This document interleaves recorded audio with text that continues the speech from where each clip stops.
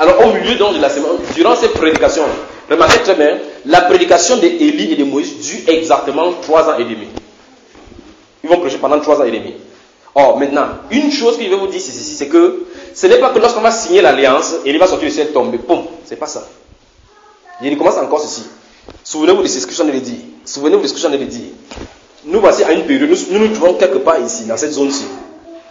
Lorsque l'église est enlevée, la période de tribulation, en fait, parce que la période de tribulation n'est pas introduite par l'église, la période de tribulation commence avec le fait quand le signature sera là. Parce que c'est là ce qui est dit là-bas. Ils signeront une alliance avec les Juifs pendant 7 ans, donc une semaine. Donc c'est le traité qui fait office, qui ouvre, qui donne le début de la date de la période de tribulation. C'est le traité, pas l'enlèvement. Donc l'enlèvement peut avoir lieu, on fait même 10 ans, 20 ans, encore 40 ans. Souvenez-vous de ce que je l'ai dit. Il dit, l'enlèvement peut avoir lieu, on fait plusieurs années avant que ça se réalise. J'espère que vous soyez clairs. Lorsque Enoch a été enlevé, regardez très bien, vous allez voir qu'il y a 2 générations, même 2 personnages qui vont venir avant Noé. Il s'est passé combien? 569 ans entre l'enlèvement d'Enoch et la tribulation de Noé. N'allez pas mesurer pour dire que non, après ça, en détail, je serai mort. Ça peut se passer n'importe comment. Voilà, Daniel, on a pas donné la distance qui est entre Daniel et Abednego et Shadrach. On n'a pas donné la distance. La distance qui est entre Abraham et l'autre, c'était également qu'il était à Tsoar. L'autre était loin du côté de Mamré. Vous commencez à voir. Donc c'est dangereux de dire que non, il y a une grande période, il y a une petite période. C'est que ça peut se passer alors que le truc est proche. Ça peut se passer alors que ça fait des années. Notre but, ce sera qu'il faut qu'on soit seulement enlevé.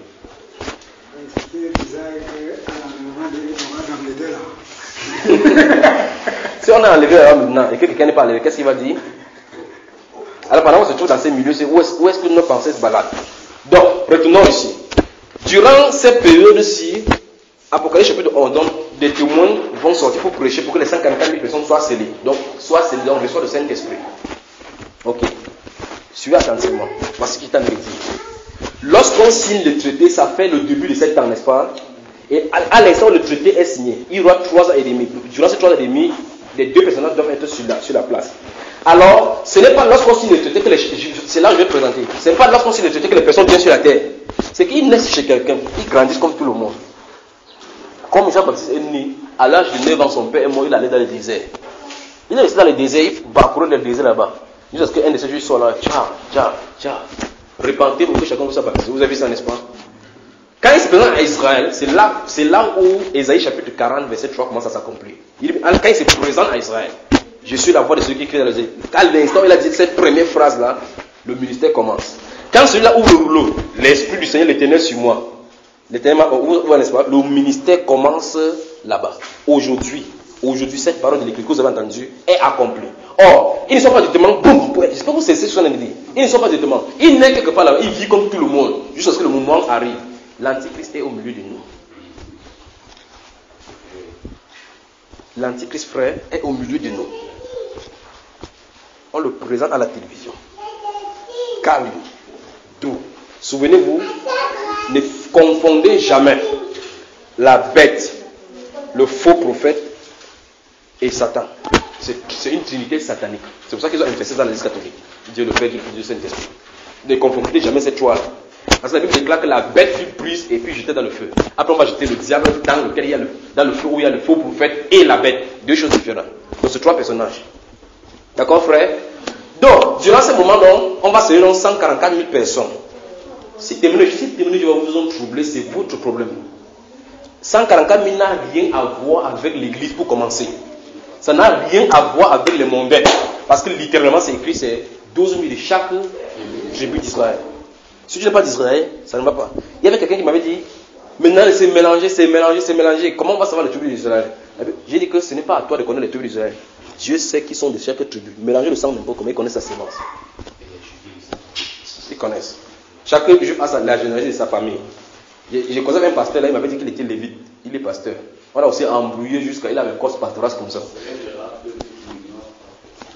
Absolument. Donc durant ces 3 ans et demi, c'est au milieu de l'alliance donc que ça va commencer. C'est au milieu de l'alliance.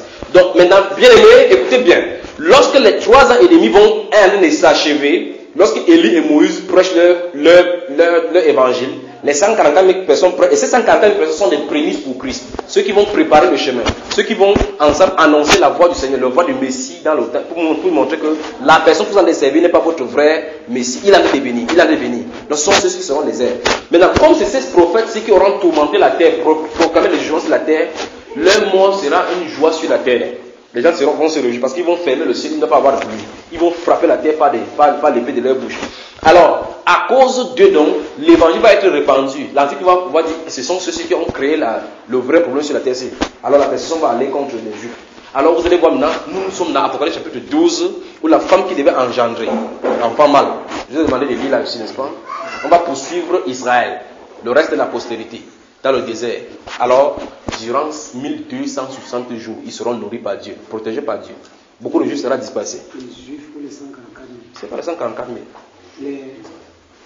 Nous sommes dans Daniel. Nous sommes dans Daniel tout à l'heure, n'est-ce pas? Lisons. Là, on s'est arrêté que on n'a pas fini. Donc n'allez pas croire que c'est Marie qui est là-bas qui devait enfanter Jésus. Ça n'a rien à voir. On ne sait pas, on n'a pas fini d'abord ce verset 27. Il fera une solide alliance avec plusieurs. Il fera une solide alliance avec plusieurs. Écoutez bien. Pour une semaine. Oui. Et durant la moitié de la semaine, oui, il fera cesser le sacrifice et l'offrande. On a vu que le temple doit être là et puis les Juifs seront en train d'adorer. Il va gâter cela, n'est-ce pas? Oui. Le dévastateur commettra les choses les plus abominables. On commence à appeler maintenant le dévastateur.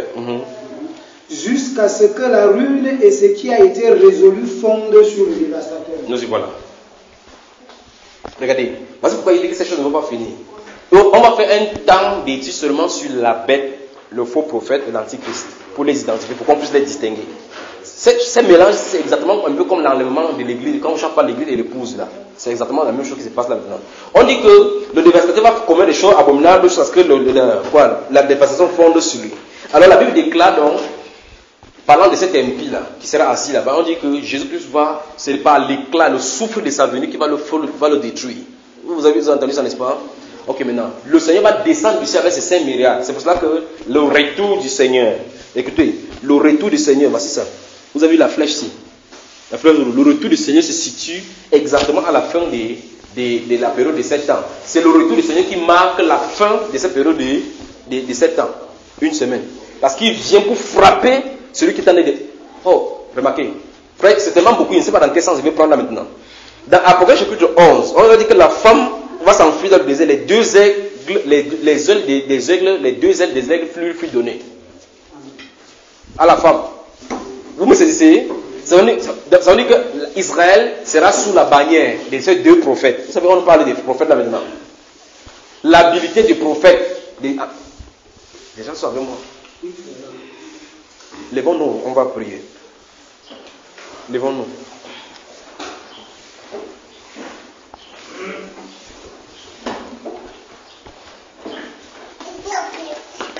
Salut quelqu'un à côté de toi, à gauche et à droite.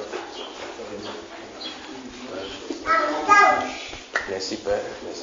Maintenant, veuillez nous asseoir. On peut continuer maintenant.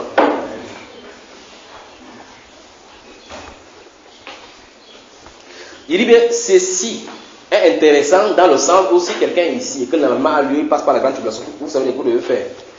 La première chose que la Bible nous dit, c'est que tout le monde sera tué. On a lu ça dans Apocalypse chapitre 13 aujourd'hui. On a dit qu'il fit que tous ceux, écoutez très bien, parce que l'une des choses qu'on va toucher, le millénium, la grande tribulation, non, la grande tribulation par rapport à ceux qui vont venir régner avec Jésus-Christ, ceci doit être clair par rapport à cela avant qu'on avance. La Bible déclare dans Apocalypse chapitre 13 que nous avons lu aujourd'hui, il dit, il fit que tous ceux, grands ou petits, riches ou pauvres, qui n'avaient pas porté l'aliment, qui n'avaient pas adoré, qu'ils soient quoi? Tués. Donc c'est clair qu'aucun croyant ne sera sur la terre.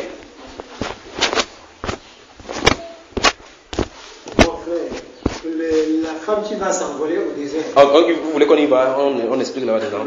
Ok. Si vous lisez Apocalypse chapitre 12, donc, voici encore, même Apocalypse chapitre 12, on comprend qu'il y a eu enlèvement. Avec Apocalypse chapitre 12, on comprend qu'il y a eu enlèvement. Remarquez, on dit qu'un signe parut dans le ciel. Michel et ses anges combattirent contre le dragon. Et le dragon et ses anges combattirent, mais il ne fut pas le plus fort. Et leur plan ne fut plus trouvé au ciel. Vous y êtes? Ok. Maintenant, si le plan ne fut plus trouvé au ciel, ils ont été délogés. Je recommence. si leur place ne fut plus trouvée au ciel, ils ont été délogés. Pour le moment, alors que nous sommes là maintenant, on dit, nous n'avons pas lutté contre la chair, mais contre les esprits méchants qui sont où? Donc ils sont là-bas. Ils sont là-bas parce que l'épouse est en bas. Lorsque leur plan ne se trouve plus là-bas, c'est parce que ce qui le retient, qui les empêche de venir ici, est enlevé.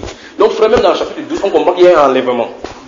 C'est pour ça que le dégagement, la montée de l'église donne la propulsion de châtier l'armée de ceux qui sont dans le ciel pour qu'ils puissent descendre sur la terre. Pour qu'ils puissent descendre pour prendre possession plutôt de la terre. J'espère que vous comprenez. Je recommence encore doucement. Dans 2 Thessaloniciens, où on parle de ce mystère, le fils de la perdition qui va venir, l'adversaire qui se lève contre tous les adversaires. L'apôtre Paul s'arrête quelque part là-bas et dit que vous savez ce qu'il le retient afin qu'il dépasse dans son temps. Pour qu'il puisse venir se manifester en son temps, c'est ici. Vous savez que son quartier général c'est en haut. Pour qu'il puisse venir, il faut que l'église soit enlevée. Ceux qui sont remplis du Saint-Esprit, voilà pourquoi c'est la condition, mes chers amis. Le baptême du Saint-Esprit. Parce que le Saint-Esprit ne peut pas être sur la terre, l'esprit antichrist est là. On dit l'esprit antichrist, l'esprit là agit maintenant sur les fils de la rébellion. Parce que tous ceux qui seront sur la terre n'auront pas l'esprit de Dieu. Juste une petite. Oui. Pourquoi, parlant de l'enlèvement et faisant allusion à cet esprit, pourquoi la mère des enfants demande à Jésus que ses enfants soient assis avec elle? On n'était pas sûr que c'est pour montrer la chair qui est dans ces choses. Par exemple, tu parles dans Luc chapitre 11, verset 27, il y a une femme qui entend le milieu de la foule. Heureuse les mamelles qui t'ont allaité. Heureuse, c'est la chair. Jésus a même dit clairement que ce n'est même pas lui qui choisit. Que c'est destiné à une certaine personne, et ce n'est que les personnes qui vont s'asseoir là-dessus. Donc ne comprenez pas ce que les gens ont parlé avec la chair. Ils disent, comme mon fils est au milieu là-bas, quand on sera aux anges. Écoutez, cet homme s'est désobéi à l'évangile que son fils lui a prêché, au jugement il va dire que femme dans le feu. Parce que là-bas il y a pas le sentiment. C'est pour ça qu'on appelle là-bas, si tu es là-bas, tu vas appeler ton fils frère. Il va t'appeler frère, il n'y a pas de papa là-bas. Un seul est père. Donc cette femme-là, elle ne sait pas ce qu'il a dit, mais son cas, il faut qu'on la pousse de côté, on continue, parce que pour ne pas nous distraire, pas d'accord, frère Michel? Ok. Donc, dans Apocalypse chapitre 12, donc, on dit qu'il y a une guerre dans le ciel. Je vais m'arrêter, j'insiste là-bas parce que ça a créé des problèmes aussi aux pentecôtistes. On dit Michel et ses anges combattirent contre les dragons. Le dragon combattit. Et il ne fut pas le plus fort, et ses places ne furent plus trouvées au ciel. Et il fut précipité. Et remarquez bien, quand il sera précipité, on va dire malheur à la terre. C'est pas ce qui est écrit, frère. C'est écrit malheur à la terre quand cela est passé. Quand Jésus-Christ remonte vers le ciel, il bénit ses disciples. Il dit, je prie pour tous ceux qui vont croire par eux. Donc tant que l'aéroport de la grâce est là-bas, ils sont protégés. Là, on a dit malheur à la terre. Ceux qui sont protégés sont enlevés. Vous savez, n'est-ce pas? Ok. Maintenant, voilà comment le pentecôtiste fait. Vous parlez avec quelqu'un, il dit que non, les anges, Satan a été chassé du ciel depuis. Je dis, quelle période? Il dit que non, quand ils ont chuté. Ils ont chuté quand? Il ne peut pas parler. Parce qu'on ne connaît pas la chronologie dans les choses de Dieu. Satan était un chérubin protecteur aux œuvres déployées. Il était dans le jardin, il était dans le ciel de Dieu. Parce que les archanges et les chérubins sont là-bas. On l'a propulsé depuis le ciel de Dieu jusqu'en bas. C'est ici, n'est-ce pas? C'est pas que c'est ici. Mais ce qu'on a de parler dans l'Apocalypse maintenant, c'est le déloger entièrement du ciel pour qu'il vienne sur le territoire de la terre. Alors vous pouvez entendre donc, malheur à la terre et à la mer, quand elle est descendue vers vous, allumée d'une grande colère. Parce que c'est Alexandre qui est là-bas, qui se manifeste ici, le temps est court pour lui. Est-ce que c'est ici? Donc, Apocalypse chapitre 12, donc, le combat entre Michel et le dragon n'a pas encore eu lieu. Ça n'a pas encore eu lieu. C'est l'église qui va déclencher ce combat, l'enlèvement de l'église, qui va déclencher ce combat pour pouvoir le faire descendre, que va prendre son quartier général là-bas. Vous me saisissez, frère? Vous me saisissez? Ok, maintenant, quand il vient sur la terre, on dit, puis un autre signe parut. C'est une femme qui se tenait dans le soleil. Il y avait le soleil sur sa tête, la lune sous ses pieds. Vous voyez, n'est-ce pas? Avec 12 couronnes. Vous voyez, Marie, on dessine, les catholiques dessinent Marie comme ça, avec l'enfant Jésus. Tu sais que c'est d'Israël dont on de parler, n'est-ce pas, mon cher? Non. Tu crois que c'était Marie? Ok, maintenant. Si c'était Marie, dis-moi, 12 étoiles, c'est quoi? La lune, c'est quoi? Le soleil, c'est les astres.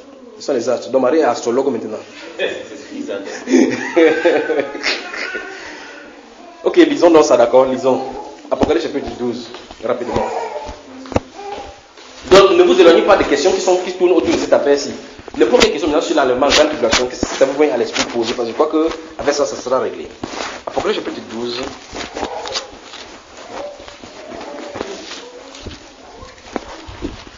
Apocalypse chapitre 12. Je vais lire à partir du verset 1, d'accord? Un grand signe parut dans le ciel. Une femme enveloppée du soleil, la lune sous ses pieds et une couronne de 12 étoiles sur sa tête. Le premier verset montre clairement qu'il s'agit d'Israël. Je ne sais pas, on ne peut pas lire ça autrement. En lisant là-bas, vous voyez que c'est Israël dont il est question. N'est-ce pas, mon cher? Je ne sais pas répondre à la question, frère, c'est ce que tu as dit. C'est ce que vous venez d'expliquer, frère. Je ne m'embrouille pas. Passe au suivant. Alors, regardez, quand je lis ça, je suis en train de voir que c'est d'Israël dont on est en train de parler. À l'instant là, la question toute naturelle c'est, frère Junior, qu'est-ce qui t'amène à la conclusion que c'est Israël? La première chose d'abord, quand vous lisez le livre des prophéties, la première chose, frère, pourquoi ça ne vous dérange pas, c'est qu'à l'instant où on parle en termes de prophéties des femmes, sachez qu'il s'agit soit d'Israël, soit de l'Église. C'est la première des choses. On est d'accord? Je recommence encore pour que ça vous aide. Lorsqu'on parle des femmes en langage symbolique, il s'agit soit de l'Église, soit de l'Israël.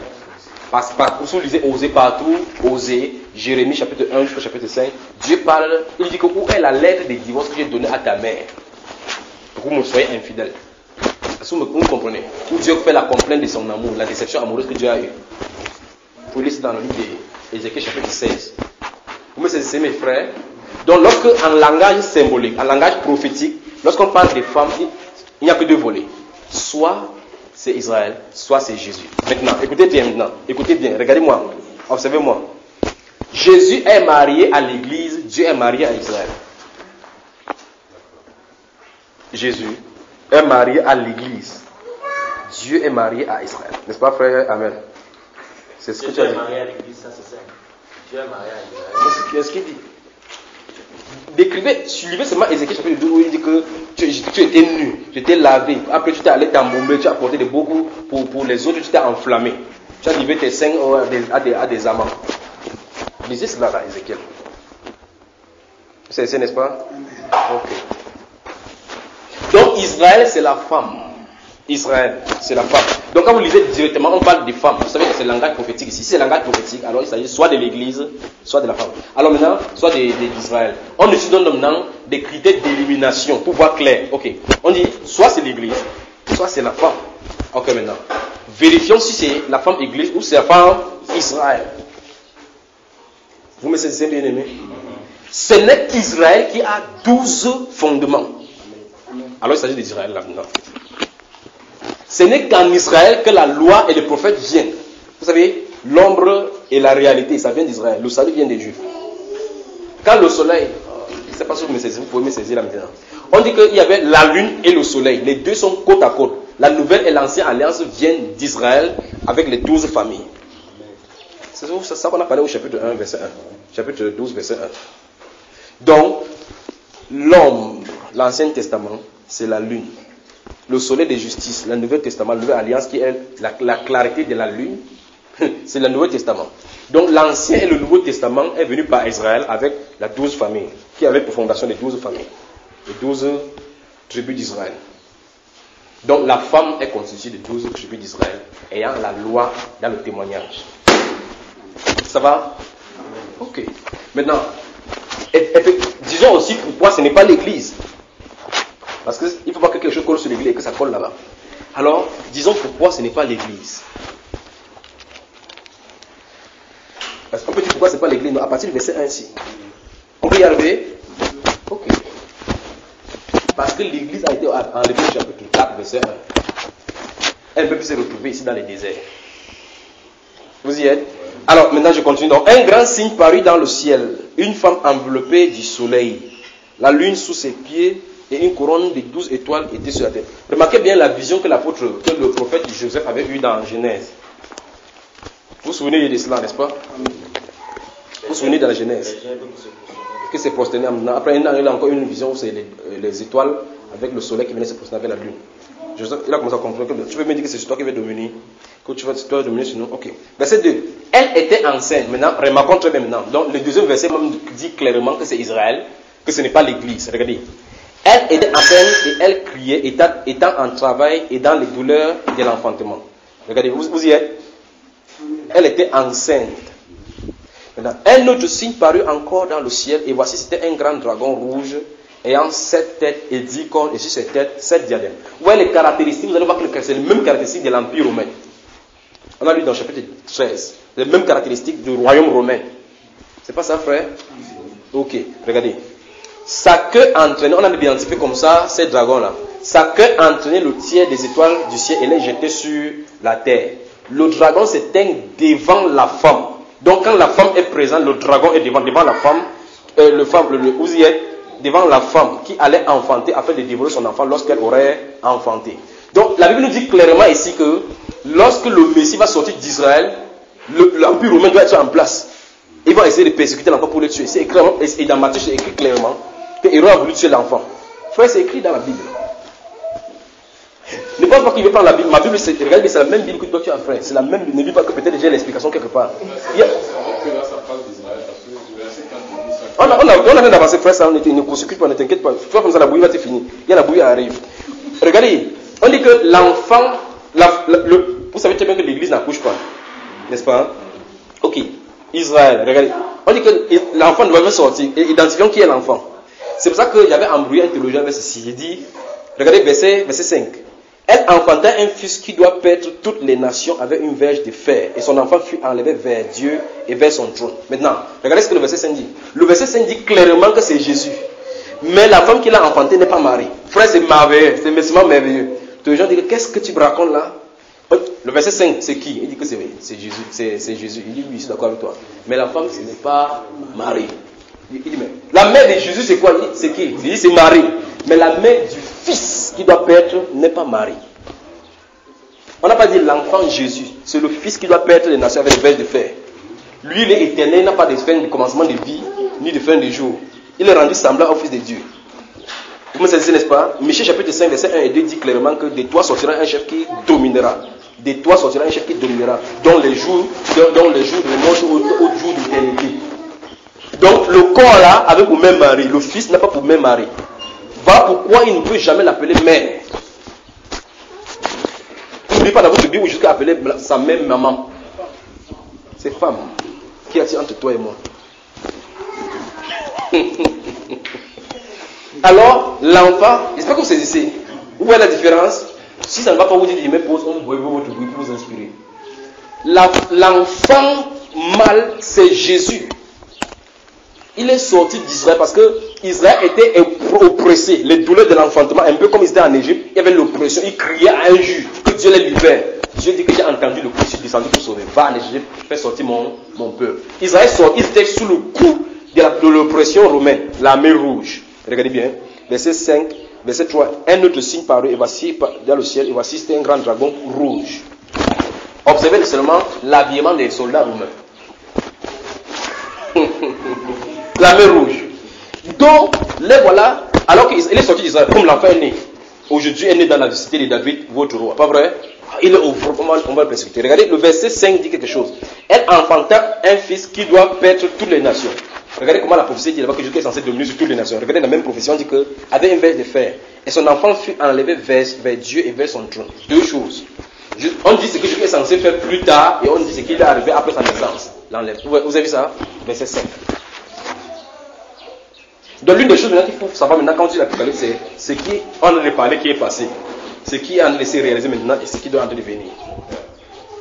Maintenant si vous lisez au chapitre 10 que je vous donnais tout à l'heure, là on va dire à celui qui était là-bas à Jean, allez prendre le livre qui est dans la main de celui-là et d'avaler. Il a pris, il va avaler. Après il a dit que maintenant tu vas prophétiser sur les nations, sur les royaumes et sur les peuples.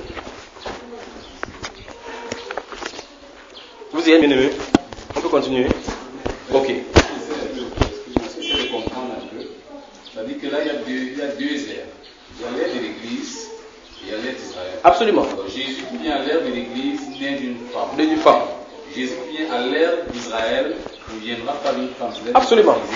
Mais Absolument. il sortira néanmoins d'Israël. Il va descendre en Israël. Puisque nous le trouvons dans Actes des Apôtres quand il est enlevé, pas dans le ciel, n'est-ce pas? Quand il est enlevé. Remarquez bien le crucifix. Puis on dit l'enfant fut enlevé. Et les anges ont dit dans Actes des Apôtres que c'est Jésus qui a été enlevé au milieu de vous revenir de la même façon. Il ne passera plus par le ventre. Oui. Il ne passera plus par le ventre. D'accord, frère? Comment comprendre alors Jérémie 10, verset 20, verset 22, dit son chef sera tiré du milieu de son sein. Attends, qu'est-ce que tu penses? Du sein d'Israël. Voilà ce qu'on a dit dans l'Apocalypse chapitre 12. Hein, frère? Tu susciteras du milieu de ton peuple un prophète comme toi, il sortira du milieu de toi. D'accord? Donc maintenant, il est d'ailleurs lié à Israël parce qu'il est juif. Le prochain juif qui vient n'est pas juif, mais il est descendant de David. On avance là. Verset 6, c'est là où on se retrouvait. Et la femme s'enfuit dans le désert. Vous y êtes? Et la femme, souvenez-nous, il y a deux versets qui ont été indiqués sur un milieu. On peut les, je vais encore reprendre et puis aller au verset 6 rapidement pour que vous voyez. Regardez, je vais lire les versets 2 puis passer au verset 6 directement. Elle était enceinte et elle criait étant en travail et dans les douleurs de l'enfantement. Et la femme s'enfuit dans le désert. Pourquoi? Parce que les dragons se tenaient devant la femme pour enfanter l'enfant lorsqu'il devait naître. On dit donc, vous y êtes? Elle et la femme s'enfuit dans le désert où elle avait un lieu préparé par Dieu afin qu'elle y fût nourrie pendant 1260 jours. Maintenant on dit que c'est la femme qui s'enfuit dans le désert. On a donné deux prophéties au verset 5. Celui qui est censé perdre les nations. Et vous avez tellement il ne perd pas encore les nations. Ce n'est pas encore arrivé. L'autre prophétie là, jusqu'à aujourd'hui, n'est pas encore arrivé. Maintenant on dit que l'enfant, parce qu'on voulait le tuer, il fut enlevé vers son Dieu. Cela a été arrivé et il est entré vers son Dieu. C'est ça, non? Je recommence encore. Le verset 5, il y a deux prophéties. On dit que l'enfant qui naît de cette femme-là, c'est lui qui doit perdre toutes les nations. Cette prophétie n'est pas encore arrivée. On dit que comme on voulait persécuter cet enfant-là, l'enfant fut enlevé vers son Dieu. Ça a eu lieu lorsqu'on l'a crucifié ici. Et par la suite, il a ressuscité, il est venu vers son Dieu. C'est là, le volet là du verset 5 est accompli. Vous y êtes? Verset 6 maintenant, on dit que la femme s'enfuit dans le désert. Regardez bien frère, je vous ai dit que un passage de la Bible peut avoir la prophétie des différents milliers d'années. Voici l'enfant qui est enlevé ici. Le désert, c'est la personne qui va se passer chez les Juifs ici là. Vous voyez là maintenant? Un seul verset. Ça fait combien d'années d'ici jusqu'ici, jusqu'à là on se trouve? Plus de 2000 ans. Et c'est le seul, un verset 6. Ok maintenant, ça veut dire que l'antagonisme qui a commencé lorsqu'Israël voulait enfanter ce fils-ci, en fait, Satan est le peuple juif.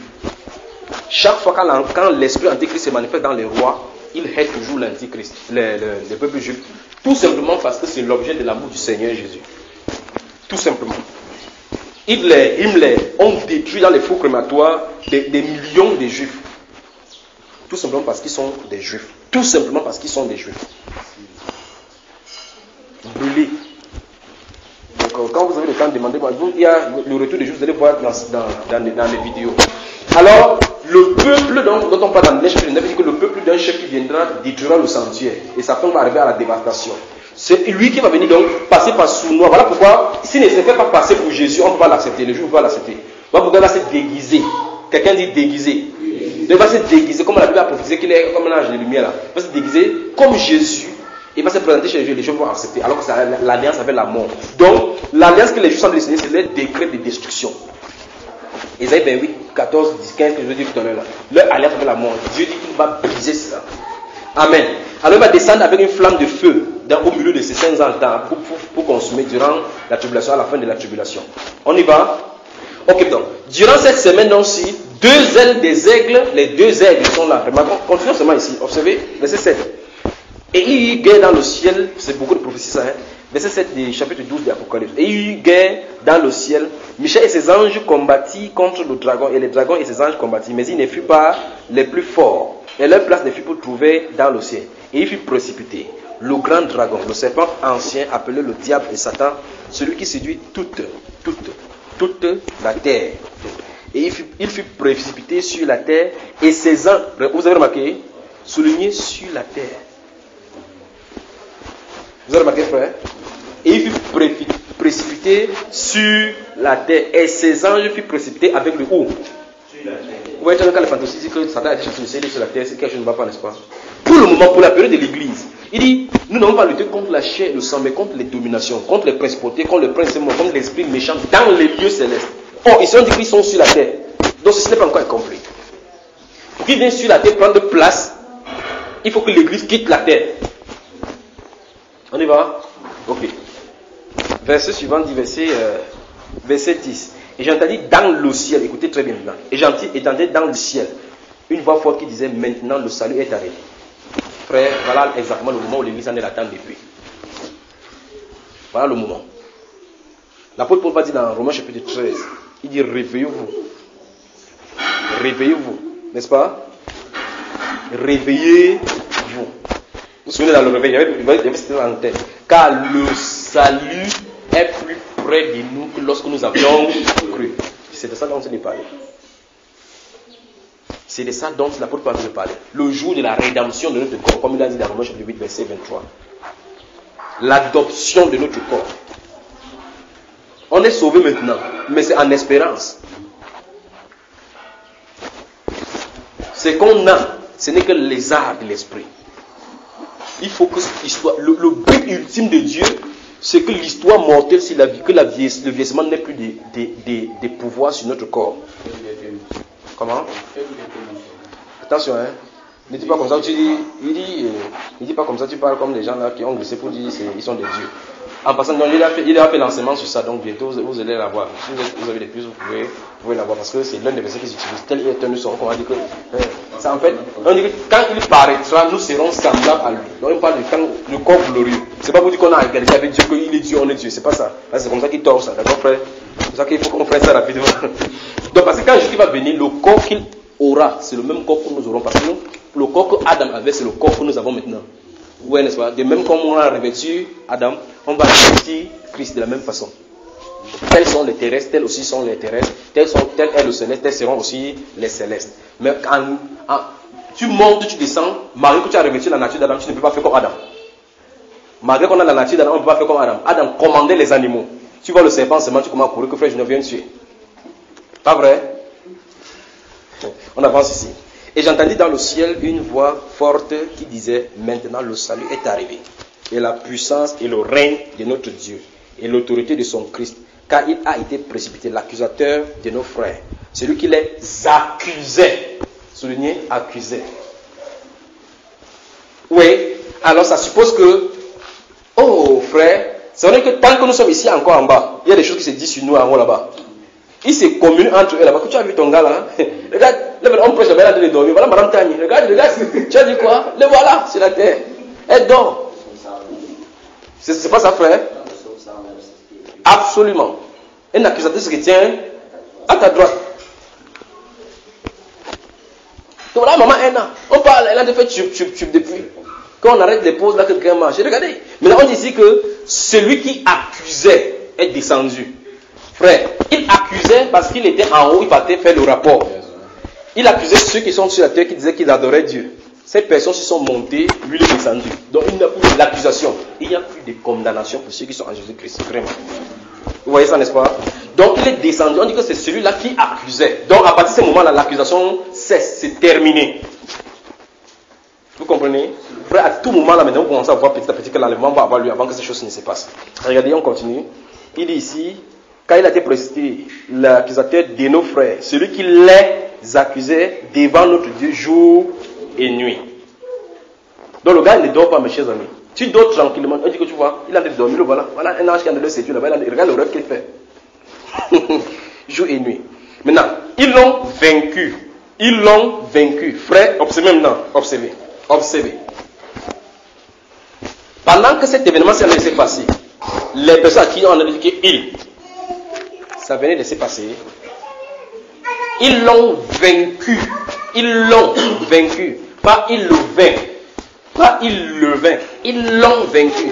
Donc, ceux qui ont traversé pour monter, et Satan est descendu, ceux-là ont vaincu. Ils l'ont vaincu à cause de quoi? Du sang de l'agneau et à cause de la parole de leur témoignage. Ils n'ont pas aimé leur vie jusqu'à craindre la mort. Vous allez tourner, monter, descendre, vous allez revenir sur ce que j'avais dit. Jésus avait dit que si quelqu'un aime sa vie, si quelqu'un n'aime pas sa vie, il n'est pas digne. Le voilà, voilà le vainqueur. C'est encore présenté, le voilà. C'est ceux-là qui traversent, et le dragon et ses anges descendent. Donc l'enlèvement, ce n'est pas pour tous les chrétiens. Ça a quelque chose à voir avec Jean 14 qui dit je vais et quelqu'un d'autre vient après moi. Il n'y a rien en moi. Le voilà. Donc celui qui quitte la scène, il vient. Depuis qu'il n'est pas encore venu. Donc, imaginez donc les paroles de Jésus. Je vais prendre un exemple où Jésus était devant le sacrificateur. tu es roi. Il dit, mon roi n'est pas de ce monde. Désormais, vous verrez le Fils de l'homme assis à la droite et venant. Et dans une phrase, il dit, vous verrez le Fils de l'homme assis à la droite de Dieu et venant sur les nuées avec une puissance. Il dit, vous verrez. Les Juifs se tiennent devant Dieu, il dit que non, Moïse, dis à Dieu de ne plus parler, qu'il parle au travers de toi, il dit que si vous avez demandé l'aide de Jésus, c'est devenu le point prophète. Il dit ça depuis l'Ancien Testament, c'est quand il vient que ça s'est accompli. Donc les gens qui avaient demandé ne sont même plus vivants depuis. Il dit qu'il répond ainsi à la prière que vous lui avez faite là-bas. Donc les Juifs qui sont maintenant avec cette prière là-bas. Dis à ton voisin, comprendre le langage de Dieu. C'est le fait qu'on ne comprend pas le langage de Dieu qui a des problèmes. À un moment donné, l'être humain va mettre ses logiques dans les choses de Dieu. C'est-à-dire qu'on va mettre son intelligence, sa façon de comprendre à la chose du Seigneur. Jusqu'à dit dans ces Jean chapitre 14, verset 30 que le frère a cité, il dit je m'en vais, le prince de ces mondes arrive. Il n'y a rien de lui à moi. Et il dit je m'en vais, il arrive. Oh, mais regardez à quel moment il arrive. Et entre je m'en vais et il arrive, il y a des centaines, de milliers d'années. Des milliers d'années. Jusqu'à présent, maintenant, il n'est pas encore arrivé. Je m'en vais, ça s'est accompli. Il arrive, il n'est pas encore arrivé. Ça va toujours avec Jean 10, verset 31, il dit que je voyais. Satan tombé du ciel.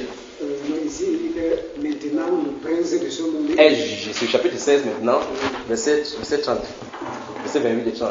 Oui, il s'agit de cette chute-ci qu'il est en train de prophétiser. Absolument. Vous vous souvenez, même dans Luc chapitre 10, lorsque les disciples sont allés guérir les gens, il est rentré, il a dit, ça y est, j'ai traité les gens aujourd'hui, j'ai trouvé que fallait les chasser. Il ne vous réjouissez pas du fait que vous soyez soumis entre les mains. C'est pour dire qu'il y aura encore le réveil de la médaille du combat. Il dit, je voyais Satan tomber du ciel comme un astre brillant. Je voyais Satan tomber du ciel. Alors maintenant, il va dire que non. Il a dit, je voyais Satan tomber. Ok, maintenant, quand il dit, il voit Satan tomber, Jésus-Christ était omniprésent. Jésus-Christ était omniprésent. Était omniscient. Ok, était omnipotent. Ok, il voyait Satan tomber du ciel. Le problème, c'est que la Bible n'a pas dit qu'il tombait du ciel sur la terre. La Bible seulement dit qu'il tombait du ciel. Donc, il a été délogé du ciel de Dieu vers le bas. On n'a pas dit là-bas qu'il est tombé du ciel sur la terre. Ici, on dit clairement qu'il a été chassé du ciel pour aller sur la terre. Deux choses différentes. On a d'abord délogé du ciel de Dieu. Bon, pour le rabaisser. Maintenant, on le rabaisse maintenant jusqu'au niveau des mortels. On peut avancer. J'ai remarqué quelque chose, qu'à chaque fois qu'il a abaissé, les ténèbres sont graves sur la terre. Nous y voilà encore, nous y voilà. Lorsque l'Apocalypse, le type de l'Apocalypse là va arriver sur la terre, l'Antichrist, dans Apocalypse chapitre 2, Thessaloniciens chapitre 2, frère, ce sera grave. Pourquoi? Parce que ce sont les chrétiens remplis de Saint-Esprit qui sont la lumière du monde. S'ils sont enlevés, la terre entière est dans les ténèbres. Donc, vous allez voir comment les gens vont faire l'homosexualité en plein jour. Sur la terre, il est sur la terre. Vous allez voir le chien en train de coucher avec une femme, le cheval en train de coucher avec les êtres humains sur la terre en plein jour. Lisez seulement Genèse chapitre 19 et voyez ce qui arrivait à Sodome. Regardez ce qui est arrivé. Jésus a dit qu'en ce temps-là, ça va arriver. Ce n'est pas en plein jour qu'on voulait violer les anges. On dit que toute la terre était sortie, les grands comme les petits. Donc les petits enfants, ils nous étaient devant le Père. Le Père dit que foutez, c'est pas mourir. Non, et si nous voyons, c'est pour nous. C'est ce que la Bible déclare. On dit que toute la vie, des plus grands, plus petits, sont sortis pour coucher avec les anges. Donc même les enfants étaient en état de rapport sexuel. Parce que là, on a entraîné les enfants maintenant au niveau du port de condoms et autres, à l'école. C'est l'entraînement de l'Antichrist, les préparations. C'est l'armée de Satan qu'on a préparé comme ça. Donc frère, lorsque l'église épouse est enlevée, la terre est totalement dans les ténèbres. Alors l'apostasie va arriver au niveau de son paroxysme. Et maintenant, lorsque chaque fois quand le péché est sur la terre, parce que le péché pèse sur la terre crie, vous savez ça? Si la terre crie, Dieu doit devoir répondre par le jugement. Voilà pourquoi Dieu nous dit qu'à cause des élus qui sont dans le monde, les Juifs, il va abréger pour que ça n'arrive pas. Et si ces jours n'étaient abrégés, personne ne serait sauvé. Frère, parmi nous ici, qui est sauvé? Ceux qui sont sauvés, levez les mains. Si vous êtes sauvés, vous savez que vous êtes sauvés, levez les mains. Ok, maintenant, vous dites, nous sommes sauvés. On dit que si les jours n'étaient abrégés, personne ne serait sauvé. Je vous avais parlé du mot salut dans la Bible et de sauver. Lorsque sauver ou le mot salut est utilisé, faites attention à l'utilisation. Non, je vais perdre mon salut. Alors maintenant, l'apôtre dit que soyez prêts pour le salut qui est prêt à être manifesté au dernier temps quand Jésus viendra. C'est de quel salut qu'on parle? Comment tu vas perdre ce salut alors que tu n'aimes pas encore? Comment tu vas perdre quelque chose que tu ne possèdes pas encore? Comment le Seigneur qui t'a sauvé, t'a amené dans les lieux célestes et il va te perdre depuis le ciel, alors qu'il a dit que personne ne peut les arracher de mes mains. Qu'il ne peut pas se perdre. En fait, de toute façon, quand il comptait le nombre là-bas, tu ne te trouvais pas, tu t'es seulement trompé que tu étais là-bas. Il dit si tu ne viens pas, par la suite. Vous me saisissez? Ok, maintenant, c'est très bien là-dedans. Merci. Donc, en fait, si tu es sauvé de la bonne manière, il n'y a plus de possibilité que tu te perdes. Parce qu'il a dit que j'ai encore d'autres bébés, celles-là, je les amènerai. Qui ne va vous amener pour vous jeter? Vous saisissez là, n'est-ce pas? Parce qu'il a dit que le Père qui me les a donnés, est plus grand que tous. Et personne ne les a arrachés de leurs mains. Donc si tu viens à Christ aujourd'hui, le Père t'avait donné à Christ avant que Christ ne vienne au monde. Tu te bats seulement ici parce que les pensées néfastes viennent. Tu crois que tu es sauvé. Crois que tu n'es pas sauvé, que tu es sauvé, tu es quand même sauvé. Je ne parle pas à savoir. Si tu veux, tu crois, je veux le dire la vérité. Ok, t'es parce que tu es garçon, tu dis que je ne me sens pas garçon. Tourne-toi, tu es quand même garçon. Même si tu es femme, tu dis que non, je sens comme si tu es une fille, tu es quand même garçon. Ça ne dépend pas. Le salut là, ça ne dépend pas de quelqu'un. Hein, mes chers frères. Donc, passons ici. Vous allez me tourner ici. Donc, nous sommes dans Apocalypse chapitre 12 là. On a d'avancer. Souvenez-vous, on a lu Apocalypse chapitre 13 ici. On a mis entre parenthèses. Je vous ai parlé de Matthieu chapitre 24, versets 8 et 9. On a mis entre parenthèses. Je vous ai parlé des trompettes qu'on va en parler. D'accord? Ici, regardez, verset 11 encore. Ils l'ont vaincu à cause du sang de l'agneau et à cause de la parole de leurs témoignages. Ils n'ont pas aimé leur vie jusqu'à craindre la mort. Je sais l'inciter ici parce que je sais quel dégâts ces paroles se font dans le milieu pentecôtiste. Bien aimé, envoie le sang sur les yeux. Parce que la Bible déclare qu'ils l'ont vaincu. Ils lisent comme ça, ils ne comprennent pas ce qu'on a dit.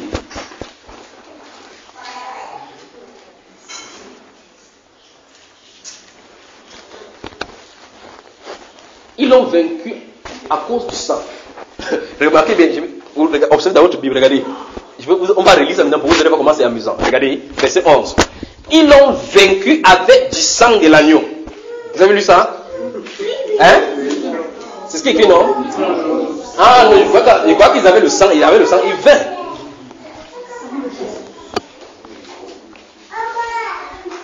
Démon, toi qui viens vers moi, bois le sang de Jésus. Mais ce qui va vomir ça tout de suite, parce que le sang de Jésus ne peut pas être compatible avec eux. Regardez, ils l'ont vaincu à cause du sang. C'est à la croix. La victoire qu'ils ont obtenue, c'est à cause du fait que Jésus ait versé son sang pour eux.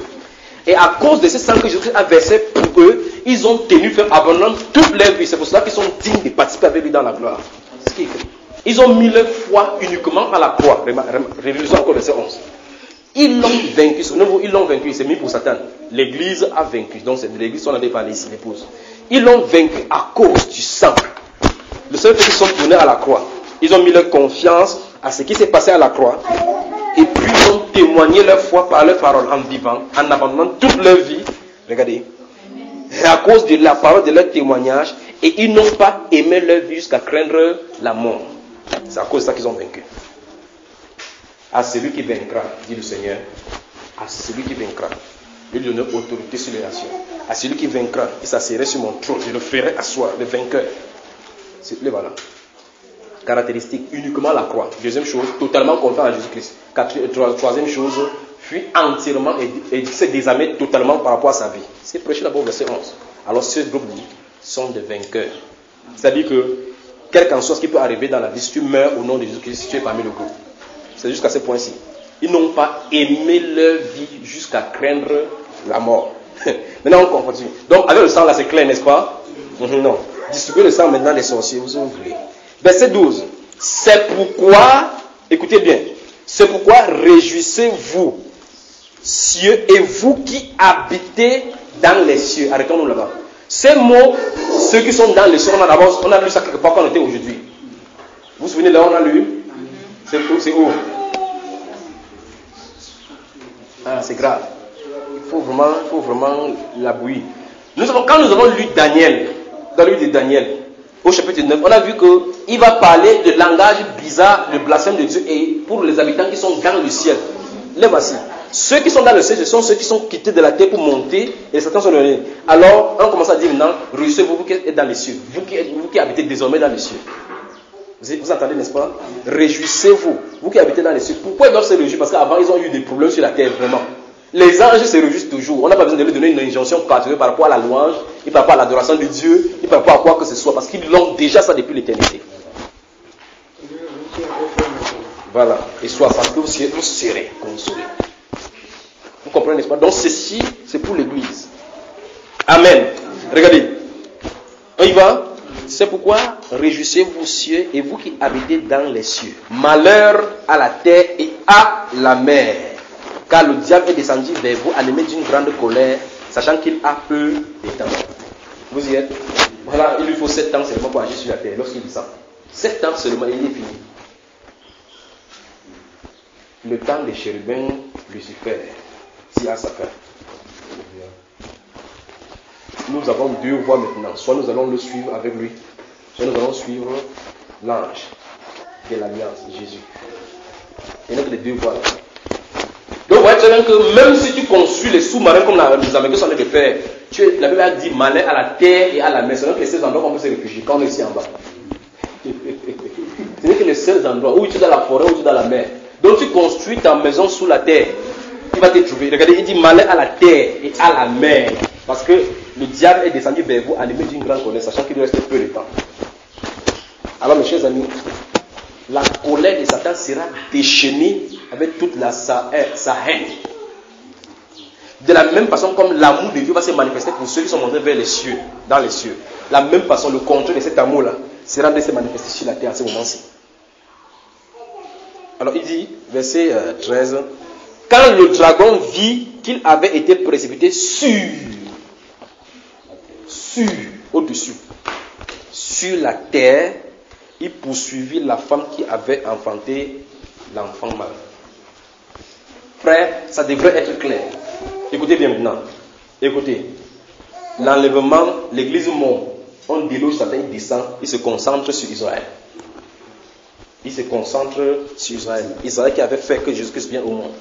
Pourquoi? Parce qu'on a identifié que ce dragon qui descend sur la terre, ceux qui l'ont fait déloger de la terre, qui ont pris sa place au ciel, si vous voulez, en quelque sorte, c'est à cause du sang.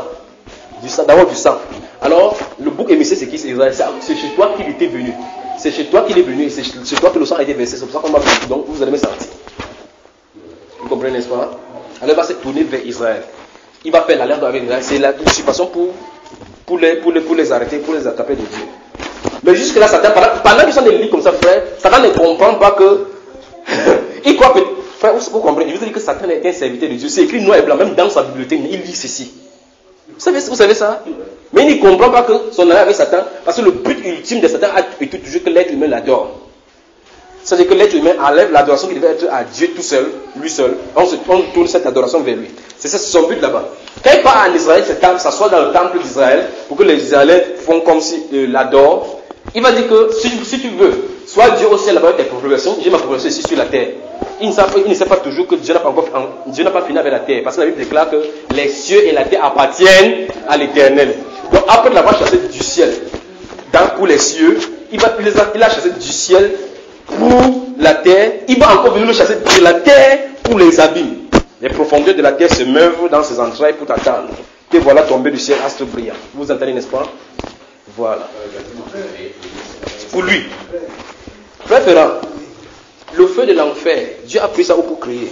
Pour créer, c'est où? Là où il a pris le feu. Dieu a pris le feu pour créer l'enfer. Dieu lui-même est un feu dévorant. Ok. Il ne peut pas prendre son feu parce que son feu est un feu purificateur. Comment? Il a sorti ça de Satan. Applaudissez pour le frère ici. Applaudissez pour le frère, je ne sais pas jaloux. Applaudissez pour le frère. C'est ce que la Bible dit. C'est ce que la Bible déclare.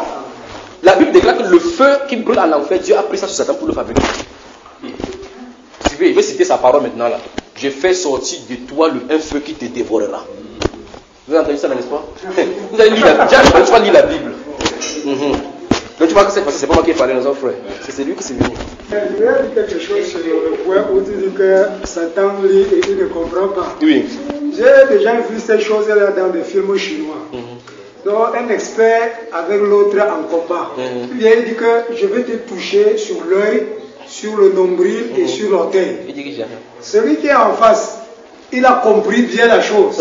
Mais ce qui a son problème, c'est qu'il veut voir d'abord avant d'accepter si c'est vrai. Tant que la chose n'est pas encore faite, il n'accepte pas que c'est vrai. Et subitement, on fait pam, pam, pam. Et il se rend compte que quand il est tombé.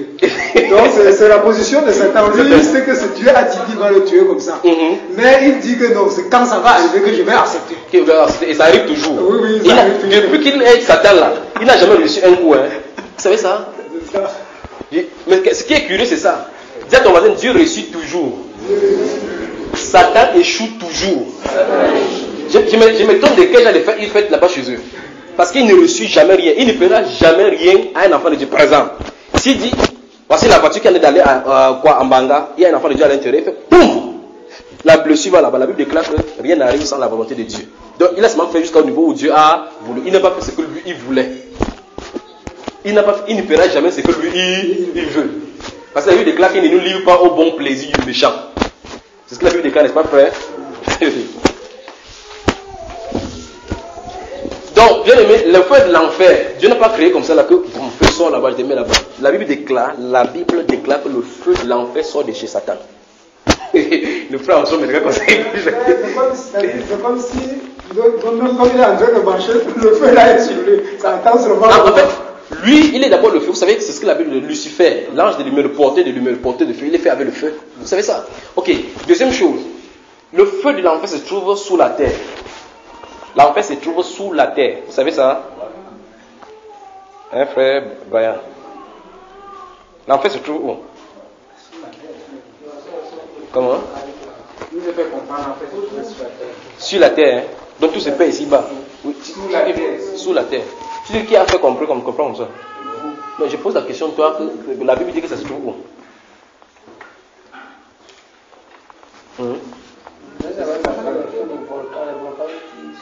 Le frère, il faut qu'il réponde à la question si c'est le magma. S'il dit oui, avant qu'il dit que le feu de l'enfer se trouve en bas. C'est vous qui avez dit.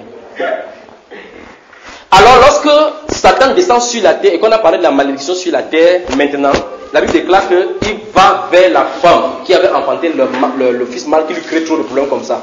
Vous y êtes? Il va vers la femme. Remarquez très bien, observez très bien. Observez. Si vous avez lu jusqu'à Daniel chapitre 12, vous allez voir maintenant, il séduira les traites d'alliance. Vous avez lu cette parole-ci dans le livre chapitre 11 de Daniel, chapitre 12. Il séduira les traites de l'alliance. Plusieurs succomberont. Vous y êtes? Ok, maintenant, lisons avec Daniel chapitre 11 et chapitre 12, donc, on peut en parler avec ce qui se passe ici. Regardez. On dit, verset 13 de Apocalypse chapitre 12, quand le dragon vit qu'il avait été précipité sur la terre, il poursuivit la femme qui avait enfanté l'enfant mâle. Qui? Israël, maintenant. Et les deux ailes du grand aigle furent données à la femme. Frère, c'est ça le problème. L'aigle, c'est le symbole des prophètes. L'aigle, c'est le symbole des prophètes. Les ailes symbolisent la puissance, l'expansion et l'habilité de ces prophètes-là. Donc, durant le moment où il descend, quand l'église monte, il vient signer l'alliance, deux prophètes sont donnés à la femme Israël pour le soutenir. Vous y êtes? Frère, il n'y a pas de livre plus intéressant dans la Bible que l'Apocalypse. Je vous le dis. Observez, on continue. Regardez bien. Et les deux ailes du grand aigle furent données à la femme, afin que... Je vais encore relire ces phrases parce que quelque chose vient d'arriver là maintenant. Merci, Père. Et regardez, observez ici. Observez ici. On n'a pas dit deux aigles furent donnés. Regardez, on dit et, vous y êtes, les deux ailes du grand aigle. Vous voyez, voilà votre coin qui se traîne devant le grand aigle. Ah, c'est merveilleux, frère. Les deux ailes du grand aigle. On n'a pas dit le grand aigle vient. Vous savez que dans la Bible, Dieu appelle le grand aigle. Qui c'est? Si quelqu'un montre le pupille, il va montrer où c'est écrit. Donc, oui, papa t'en dit non, c'est écrit où? Tu es sûr? Montre alors l'endroit où c'est écrit. Une fois. Dans le livre d'Ézéchiel, n'est-ce pas? Exode. Vous dites que même dans Deutéronome, il a dit que vous êtes transporté sur les ailes de l'aigle à Israël. Littéralement, c'est écrit dans le livre d'Ézéchiel que le grand aigle, Dieu est le grand aigle. Maintenant, on dit que les deux ailes du grand aigle. Voici, le frère qui apparaît tout à l'heure des Zacharie, des deux chérubins, des deux oies qui se tiennent devant le Seigneur de la terre. C'est lui que ce sont eux que Dieu envoie sur la terre. Oui, n'est-ce pas? Moïse vient, lui Élie vient. Il dit les 2 ailes du grand aigle. Les 2 ailes du grand aigle furent données à la femme. Donc à ce moment-ci maintenant, 2 prophètes apparaissent. Et voilà, vous trouvez maintenant l'Apocalypse chapitre 11, verset 1 et 3, où les 2 prophètes viennent et surgissent pour pouvoir annoncer quelque chose à Israël. Vous y êtes? Satan descend. Dieu connaît le plan, il a prévu que les gens vont venir parler à la femme, à Israël, pour qu'il fasse attention avec la personne qui est là pour lui dire que ce n'est pas votre Dieu ici, ce n'est pas votre Messie, ce n'est pas lui qui est le Messie, c'est l'Antichrist. Vous savez, n'est pas frère? Ok. Suivant ce que les 2 ailes du grand aigle sont censés faire. On dit que ces 2 ailes leur furent données pour qu'ils s'envolent dans au désert, où il y a un lieu pour préparer. Vous voyez, n'est-ce pas? Ok.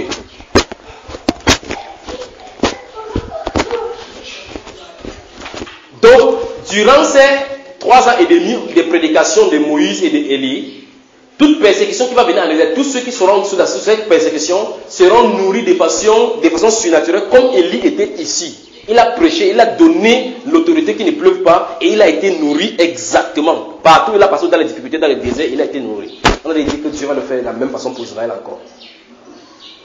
Vous saisissez, frère? Ok, regardez, verset 14. Et les 2 ailes du grand aigle furent données à la femme, afin qu'elle s'envolât au désert. Qu'elle s'envolât au désert. Afin que, donc les 2 puissances des 2 prophètes étaient là pour se donner pour qu'ils puissent passer dans les difficultés, dans toutes les difficultés qu'il va avoir. D'accord? Pas qu'Israël va fuir pour aller dans le désert des Ting ou bien dans le désert des Tsoan. Non. Les 2 ailes, ils sont en Israël. Ah, attendons, arrangeons une chose là maintenant.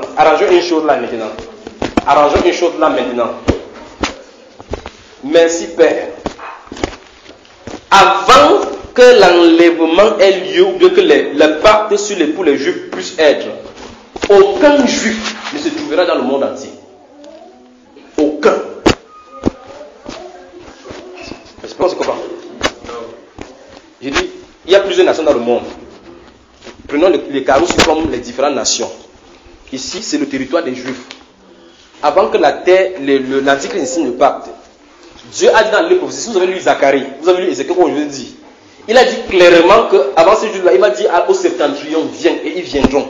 Il va dire au sud, viens, ils viendront. Donc, Dieu va faire une réunion des Juifs qui vont rentrer. Les Juifs vont retourner en Israël totalement et absolument totalement.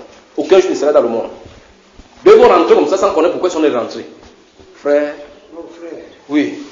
Là-bas, il y a un petit problème. Il y a un petit problème, frère Ferrand. Oui. Parce que lorsqu'il est en train de frapper Babylone, il dit à son peuple de sortir. De Babylone, maintenant, ça, c'est l'Église catholique. Il a donné l'avertissement jusqu'à maintenant. C'est pas Israël. Israël ne se trouve pas dans la Babylone. Je dis dans Apocalypse 8. Il dit à son peuple de sortir. Il a dit de parler au système. On a parlé dans le chapitre 13 de l'image de la bête. J'ai mis ça entre guillemets, on n'a pas encore parlé de l'image. Remarquez très bien que le peuple de Dieu se trouvait à Babylone en train de vouloir adorer une image. D'accord? J'ai dit que cette image, on va parler de l'adoration. Il ne s'agit pas des Juifs parce que la Babylone là-bas, c'est l'église catholique avec toute la religion mondiale. D'accord? Le gouvernement mondial dans l'église, donc tous les chrétiens réunis. C'est donc toutes les questions là-bas.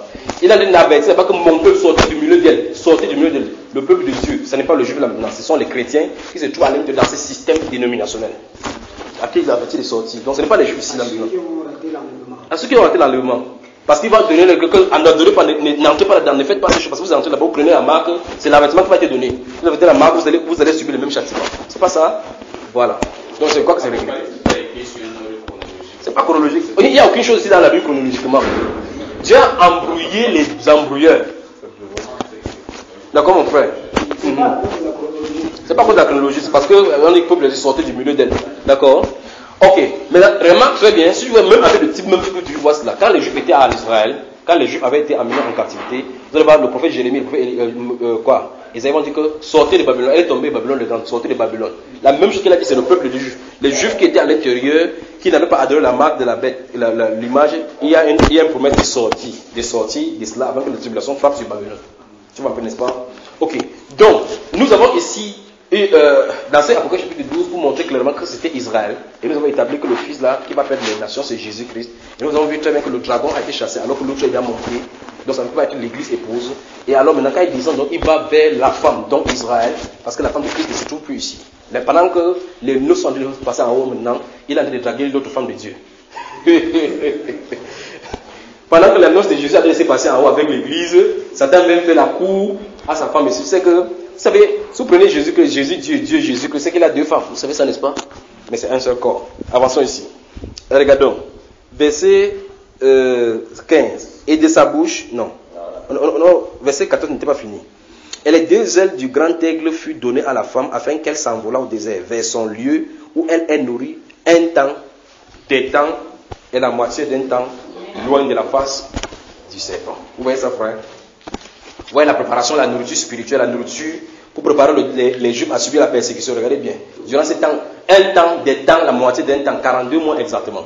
La même longueur de la prédication des deux témoins, qui est 1260 jours. La même longueur de la première année où l'Antichrist va signer, le milieu de l'année où va arrêter l'alliance. 42 mois, tel que c'est écrit dans Daniel. Donc vous voyez, les choses de Dieu sont tellement claires et propres qu'on puisse saisir les choses exactement comme il a dit. Maintenant, il y a une chose qu'on va voir. Si vous ouvrez la page de l'ONU, vous avez sur le site de l'ONU, www.onu.org, la première chose qui sort, c'est paix et sécurité. Première chose. Je vous avais dit ça la prochaine fois. Si vous avez tapé, vous allez voir ça. La première chose qui sort ici à la tête, quand on met page d'accueil, on met par exemple accueil, notre qui sommes-nous, et ainsi de suite. Pour l'ONU, la première chose à gauche, c'est paix et sécurité. Vous voyez le signe de la fin du temps. Et la Bible déclare que lorsqu'ils vont établir ces choses, paix et sécurité sur la terre, une ruine soudaine viendra. Est-ce que vous comprenez? Pourquoi? Parce que durant ces 3 ans et demi, les gens qui vont croire à ces messages vont se préparer à la venue du Seigneur. Alors durant ces moments-ci, il y aura un réveil spirituel en Israël véritablement. Satan ne peut plus tromper les gens. La langue sera rompue et il va commencer maintenant. On va voir son vrai visage à partir d'ici. Il va tuer maintenant les traîtres de l'alliance. Les traîtres de l'alliance. Souvenez-vous, dans ces Jérémie chapitre 30 là, si vous lisez Jérémie chapitre 30, ce sont les chefs qui signent cette alliance-ci en incluant, vous montez, vous descendez. Quand Arès va chier, si c'est lui qui signe, les bas peuples ne sont même pas là pour savoir. Donc ce sont les chefs qui parlent livrer Israël comme ça. Alors les certaines personnes vont se lever là pour dire, ne faites pas tes choses, ne faites pas tes choses, on va commencer à les persécuter. Dieu va envoyer donc les prophètes pour le faire. Et ils vont se préparer. D'accord, bien aimé? 144 000 personnes donc vont être là-bas, prêts à attendre le Seigneur Jésus-Christ. Il les suit partout où la Nova, sur la montagne de Sion. La montagne de Sion, comme vous entendez, c'est le lieu exactement de résidence de Jésus à Jérusalem où le temple sera bâti. Il sera là-bas. Il viendra sur la terre. Amen. Mais avant cela, il faut qu'il enlève son épouse. Il faut qu'il enlève son épouse hors d'ici. D'accord? Donc si vous lisez Matthieu, oui. Ça veut dire que lorsque Christ se présente, le moment où Christ se présente aux Juifs n'entre pas dans la chronologie d'une semaine. Attends. Allez, on y va doucement. De cette distance-là, si vous ne voyez pas bien, on va y aller. Et regardez très bien. Lisez, prenez d'abord Thessaloniciens, 2 Thessaloniciens, 2 Thessaloniciens, pour qu'on puisse lire d'abord.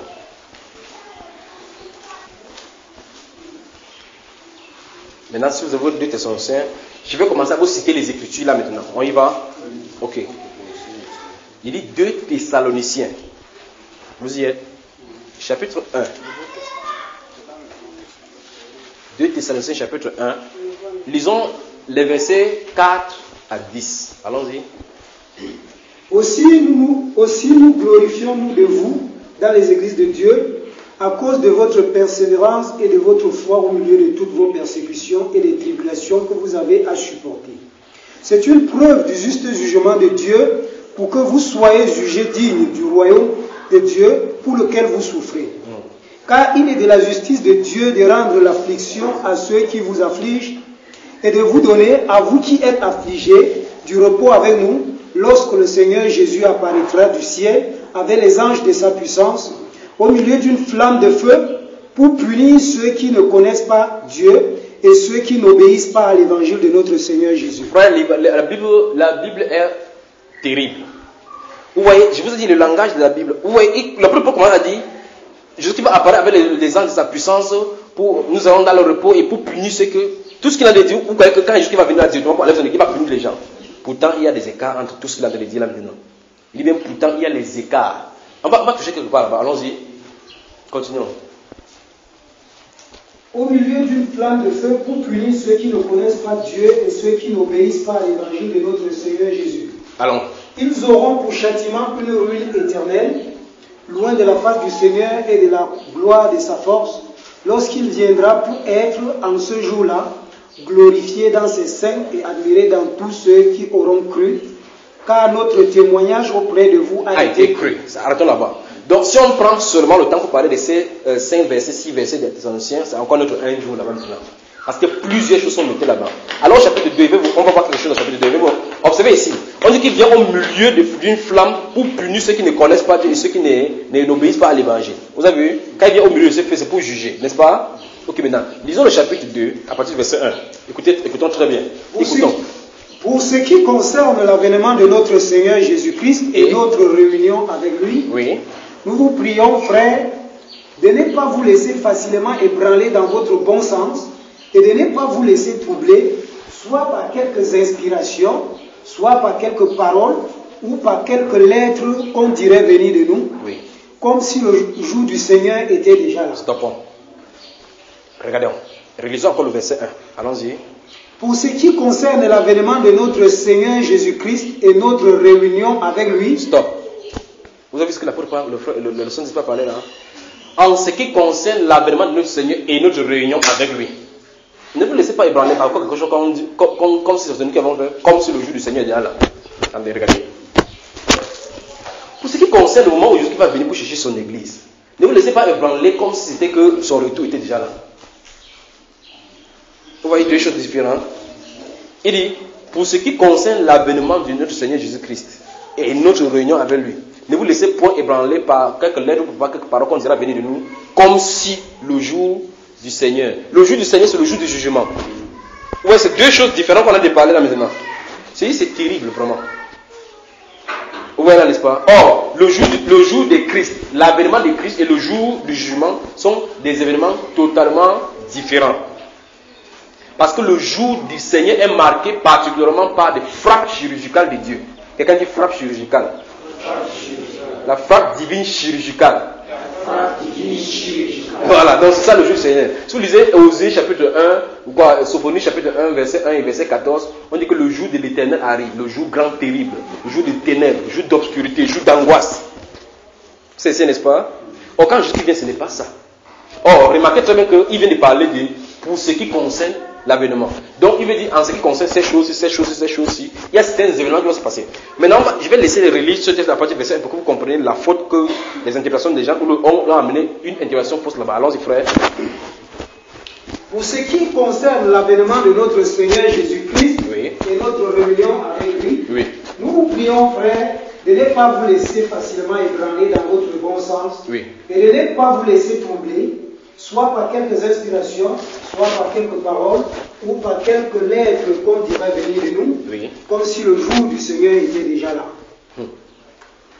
Vous avez vu là où c'est arrêté? Maintenant, observez. Alors, allons-y, continuons. Que personne ne vous séduise d'aucune manière, car il faut que l'apostasie soit arrivée auparavant. Stop. Il y a un problème ici par rapport à la compréhension des deux premières choses que l'apôtre Paul a dit. Il dit qu'il faut que, observez bien, je vais citer maintenant ce qu'il dit. Il dit qu'il faut que l'apostasie arrive auparavant et qu'on ait vu paraître le fils, l'homme du péché, le fils de la perdition. L'adversaire, il commence à citer des choses qui vont se passer dans différentes époques. L'adversaire qui s'élève au-dessus de tout ce qu'on appelle Dieu, tout ce qu'on adore. Il va s'asseoir, il prophétise encore même. C'est là où il va dire, il va s'asseoir dans le temple de Dieu, s'appellant lui-même Dieu. Alors maintenant, je vais vous donner l'interprétation de quoi il est question. Voici donc là où les théologiens sont arrêtés. Il dit bien, voici là, parce qu'il y a là trois positions par rapport à cet enseignement. Si les gens disent que non, l'église va passer par la grande tribulation. D'autres disent non, c'est au milieu des tribulations que l'église sera enlevée. D'autres disent que non, l'épouse va être enlevée avant que les grandes tribulations vont avoir lieu. C'est la position que nous sommes en train d'enseigner. Qu'est-ce qui a conduit certaines personnes à dire que non, ils vont passer par la grande tribulation? C'est parce qu'ils ont lu ceci. Ils ont dit, ne vous laissez pas séduire par quelques lettres ou par quelques expressions qu'on dira venir de nous. Car il faut que l'apostasie arrive auparavant. Et qu'on ait vu l'homme d'iniquité. Vous avez, n'est-ce pas, l'adversaire qu'on ait vu. C'est pour ça qu'il veut dire, si vous ne comprenez pas, lorsqu'on en est parlé pour l'église épouse et pour l'église d'un point, c'est que vous aurez des problèmes. Il a cité les deux choses différentes. Parce que c'est justement parce que l'apostasie va se manifester que le jugement de Dieu va venir sur la terre. On a vu ça tout à l'heure là que quand l'apostasie se manifeste à son paroxysme, lorsque l'homme d'iniquité se trouve sur la terre, tout ce qu'on a vu là tout à l'heure là, c'est parce que la lumière du monde a été enlevée. Les chrétiens ont été enlevés. Or, l'apôtre Paul dit qu'il faut qu'on ait vu l'homme. Or, quand il dit voir l'homme, chaque fois, il vous a dit tout à l'heure, chaque fois qu'on va parler de quelque chose, là, les vies vont avoir lieu. Quand tu vois l'homme d'iniquité se manifester sur la terre, l'adversaire qui va s'élever au-dessus de tout ce qu'on appelle Dieu. Pourtant, devant cet adversaire, lorsque l'église est sur la terre, Jésus leur a donné le pouvoir sur lui. C'est ça, n'est-ce pas? Pourtant, cet homme-ci qui se manifeste dans le temple de Dieu, lorsqu'il est spirituel, Jésus a donné le pouvoir à toute l'église. Là, son épouse de marcher sur lui et qu'il ne peut pas les nuire. Or, voilà pourquoi la puissance se trouve dans son église. Celui-ci ne peut pas se manifester alors que l'église se trouve au milieu. Donc l'église est enlevée. Maintenant, on voit le monsieur se manifester. C'est pour cela que le jugement peut venir frapper maintenant parce que le péché va grandir. Jésus nous dit ceci. On dit, il faut qu'auparavant, on voie. Les gens comprennent que il faut que l'apostasie d'abord grandisse et qu'on brûle ça pendant que Dieu en est frappé avant qu'il enlève l'église. C'est ce qu'ils ont compris. Pourtant, il y a deux notions que Dieu en a fait ressortir dans 2 Thessaloniciens. Il a d'abord répondu à la question que non, ne comprenez pas que l'enlèvement du Seigneur c'est maintenant. Oui, n'est-ce pas? Ne pensez même pas que le jour du Seigneur est déjà là. Après, il dit maintenant, par rapport au jour du Seigneur, avant que ce jour n'arrive, pour que ce jour n'arrive, il faut que l'apostasie grandisse. Il ne parle pas de l'enlèvement. L'enlèvement, il est mis de côté. Chaque fois, ça va passer de façon silencieuse. Chaque verset, vous allez voir l'enlèvement, ça va passer de façon silencieuse. Vous savez cela après?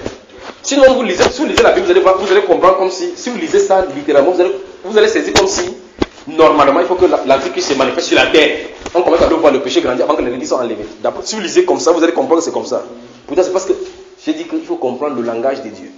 Pour ce qui concerne l'avènement de notre Seigneur Jésus-Christ, et lorsqu'il vient, nous nous réunissons avec lui. Regardez bien, verset 1. Pour ce qui concerne l'avènement de notre Seigneur et notre réunion avec lui, nous vous prions, frères, de ne pas vous laisser séduire, soit par quelques lettres qu'on désira venir de nous, comme si le jour du Seigneur est déjà là. Voilà, n'est-ce pas? Comme si le jour du Seigneur est déjà là. Il faut d'abord qu'on ait vu l'homme depuis. Il a fini avec l'enlèvement depuis. C'est du jour du Seigneur dont je vais parler. C'est les caractéristiques d'avant le jour du Seigneur qu'il a vu venir. Vous saisissez, frère? C'est ce que je comprends. Maintenant, allons-y. Il veut toucher quelque part parce qu'on a parlé de l'apparition de Jésus. Allons-y. L'adversaire qui s'élève au-dessus de tout ce qu'on appelle Dieu ou de ce qu'on adore jusqu'à s'asseoir dans le temple de Dieu, se proclamant lui-même Dieu.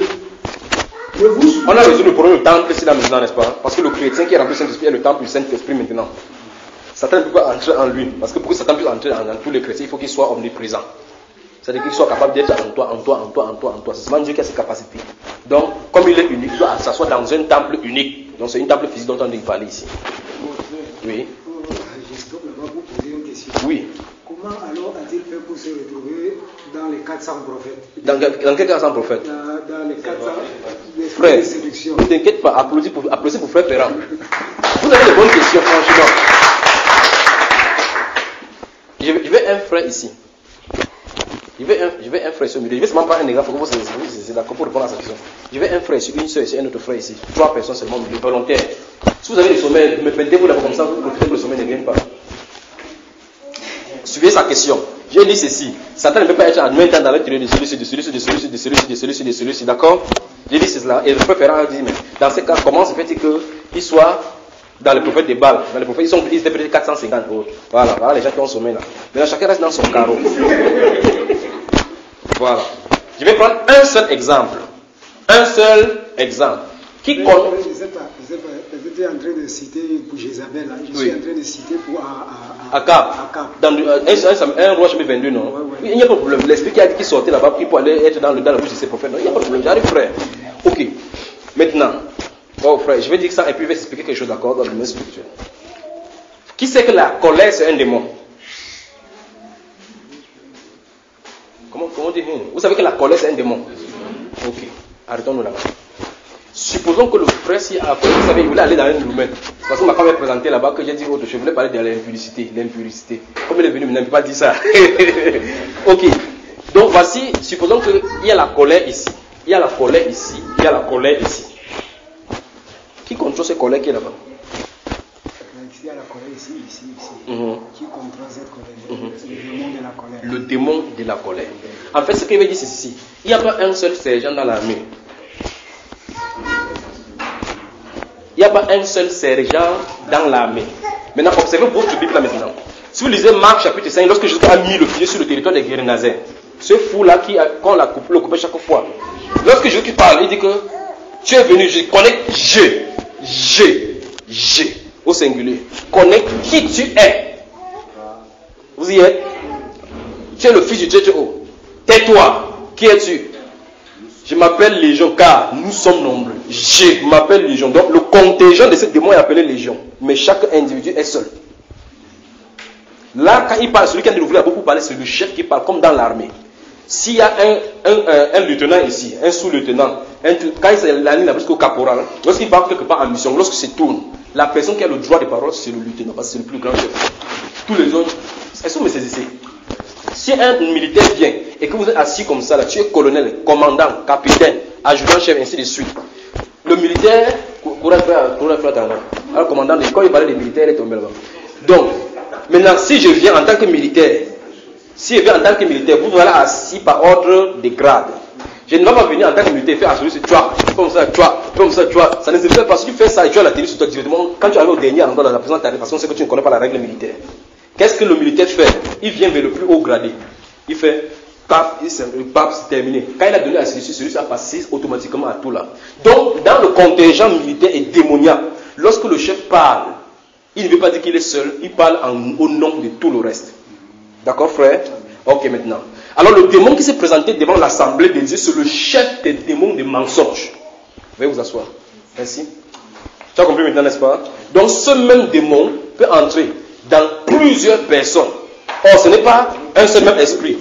Voilà la troupe du démon. C'est-à-dire qu'un militaire est ici, il contrôle une troupe. Tu ne connais pas le nombre. Alors, il peut envoyer celui-ci là-bas. Vous en allez, on cherche le démon de fornication sur telle personne. Comment le démon de fornication se trouve ici? C'est parce que le démon de fornication, quand tu dis démon de fornication, c'est comme vous dites, voilà les dénominations, voilà les vraies dénominations. C'est-à-dire qu'on fait le rassemblement.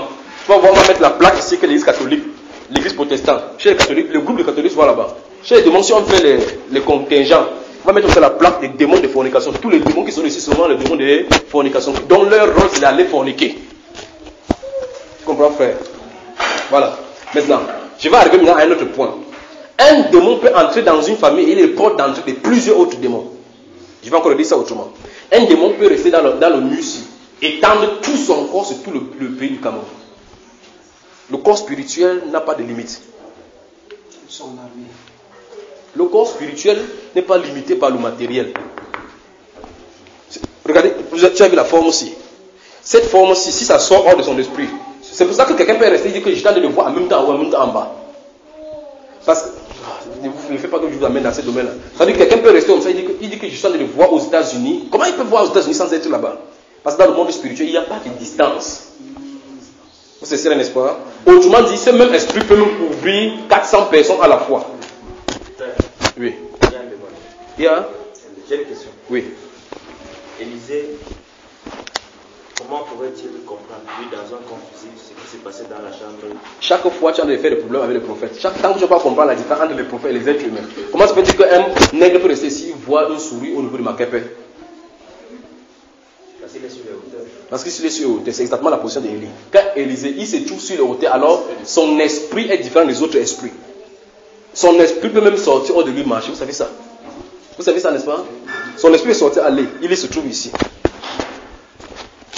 Mon esprit n'était pas quitté quand j'étais quitté le chat pour venir vers toi. Il a trouvé l'esprit en train de dormir là-bas, il croit que c'est comme ça. Le prophète ne dort pas. Il quitte d'un état de subconscient à un état d'inconscient, tout simplement. Il ne peut pas dormir. Absolument. C'est pas possible.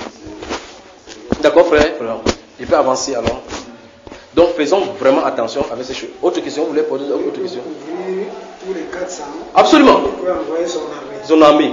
Il donne un chef. Si tu prends un premier prophète, tu dis que qui es-tu? Il va dire que je suis le chef, je suis un démon de mensonge. Tu prends un démon de mensonge, mais c'est pour montrer que Satan n'est pas omniprésent. C'est pour ça qu'ils sont vraiment organisés de cette façon-là. Tu comprends bien, n'est-ce pas? Donc, frère, oui. S'il a la capacité de s'étendre sur plusieurs personnes à la fois, oui. Comment ne peut-il pas alors? Donc, ça veut dire qu'il est présent en ces personnes-là. Non, il n'est pas présent. C'est pas qu'il est présent. C'est pour ça qu'il a dit que quand une chose est faite dans le domaine de la vie de quelqu'un, le démon peut ouvrir, on appelle ça les portes, pour permettre à ce que Satan puisse entrer à tout moment. Je vais prendre un cas simple. Judas. Judas avait le démon de cupidité. À cause de ce démon de cupidité, la porte est ouverte. Satan lui-même est venu entrer dans la chair de Judas. C'est Satan lui-même qui était entré. La Bible déclare, lorsque le morceau de pain eut pu toucher la langue de Judas, Satan entra dans Judas. C'est clair là maintenant. Donc la porte était le vol qui faisait le vol. Le démon du vol qui était à la cupidité. Ce démon-là était là pour préparer la porte à Lucifer. Parce que Jésus même a dit de Judas, parmi vous, Ici, là, je comprends mieux avec ce que tu as expliqué l'armée. Avec l'armée, avec l'armée. En fait, quel qu'en soit le cas, je vais dire ceci. Autre chose maintenant, c'est par rapport, il y a des principes de représentation dans le lieu spirituel. C'est-à-dire que quoi? Comme le président peut envoyer une personne qui va me représenter là-bas, il vient là-bas au nom du chef de l'État. Il y a des démons qui se présentent dans le corps, ils disent que c'est Lucifer, alors que ce n'est pas Lucifer. Satan ne viendra jamais dans un corps sur la terre, tant que ce n'est pas la manifestation de l'Antichrist. Jamais. Il vient, c'est pour un but. Donc, quand vous voyez, on chasse quelqu'un là, je vais vous expliquer tout ce que vous voyez. Si on chasse quelqu'un, on dit que c'est Lucifer, c'est pas lui, c'est quelqu'un qui a pris son attribut. C'est un prêtre, mon cher, mais il ne peut pas se salir comme ça. Pourquoi tu envoies le feu, il rentre là-bas, le royaume t'acheter, il ne peut pas faire comme ça, c'est quelqu'un qui ne salit pas. Son combat, c'est avec, je recommence encore. Si vous entendez, on chasse un démon à quelqu'un, il dit que je suis Lucifer, je suis le prince des démons, c'est le mensonge. C'est le mensonge. Parce que d'abord, ils sont d'abord les menteurs. Donc, ça veut dire que c'est un chef de mission diplomatique de Satan auprès des humains. Pas que c'est Satan lui-même. Comme Carole, Paul peut envoyer le ministre de la Défense d'aller le représenter dans un débat, on dit que le ministre là s'assoit là-bas comme président. Donc il répond à César là-bas comme étant le président, sans que ça ne soit le président. Tu comprends un peu, n'est-ce pas? Voilà. Donc les démons qu'on cherche à dire que c'est Lucifer, ce n'est pas Lucifer lui-même. C'est un démon qui porte ses attributs. C'est-à-dire que c'est des gens que Satan peut envoyer comme des coups-circuits, comme des coups qu'on frappe, on les frappe. On peut avancer là maintenant. Comment, frère? Même les démons eux-mêmes ne parlent pas justement, c'est ça. Même les démons eux-mêmes ne voient pas Lucifer. Il faut voir, il faut demander des audiences. même le démon lui-même ne voit pas Lucifer. Parce que c'est un garçon qui est important dans son royaume. Bien qu'il va descendre au même endroit que les rois et la terre se trouvent. On peut continuer ou bien on prend une pause? On continue ou on prend une pause? Donc prenons une pause, c'est une pause, d'accord? Si quelqu'un s'oppose à la pause, il va s'exposer à une dose là maintenant. Donc prenons une pause et puis on revient. Que le Seigneur vous bénisse.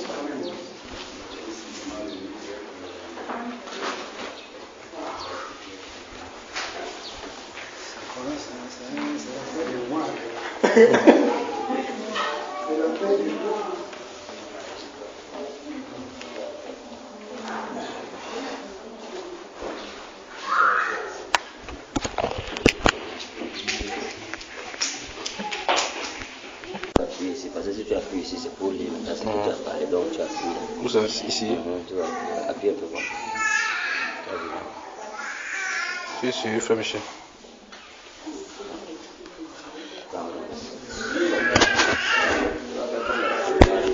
Ne permettez pas que le garçon se sorte. C'est bon.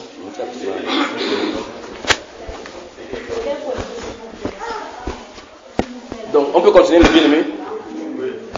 Les martes là, c'est fini.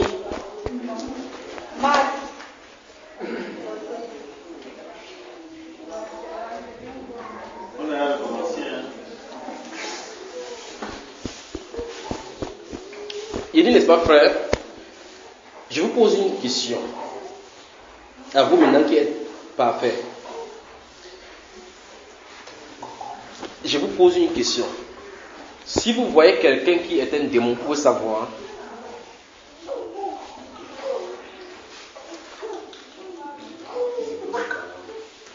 Il dit que si vous voyez quelqu'un qui est un démon, vous pouvez savoir. Oui. Okay, comme ça, comme par exemple Judas, puisqu'on dit que Judas était un démon, vous pensez qu'il était le seul dans le monde entier, ou bien qu'il est le seul? On aimerait que Dieu le révèle. Avec les yeux physiques, c'est pas évident. Vous savez qu'Obama lui-même a dit qu'il n'est pas de cette planète, de la planète Tipton, n'est-ce pas? Oui. Qu'il est venu pour sauver l'humanité. Vous comprenez comment quelqu'un parle, vous comprenez ce qu'il est en train de dire, n'est-ce pas? Vous comprenez ce qu'il est en train de dire, n'est-ce pas?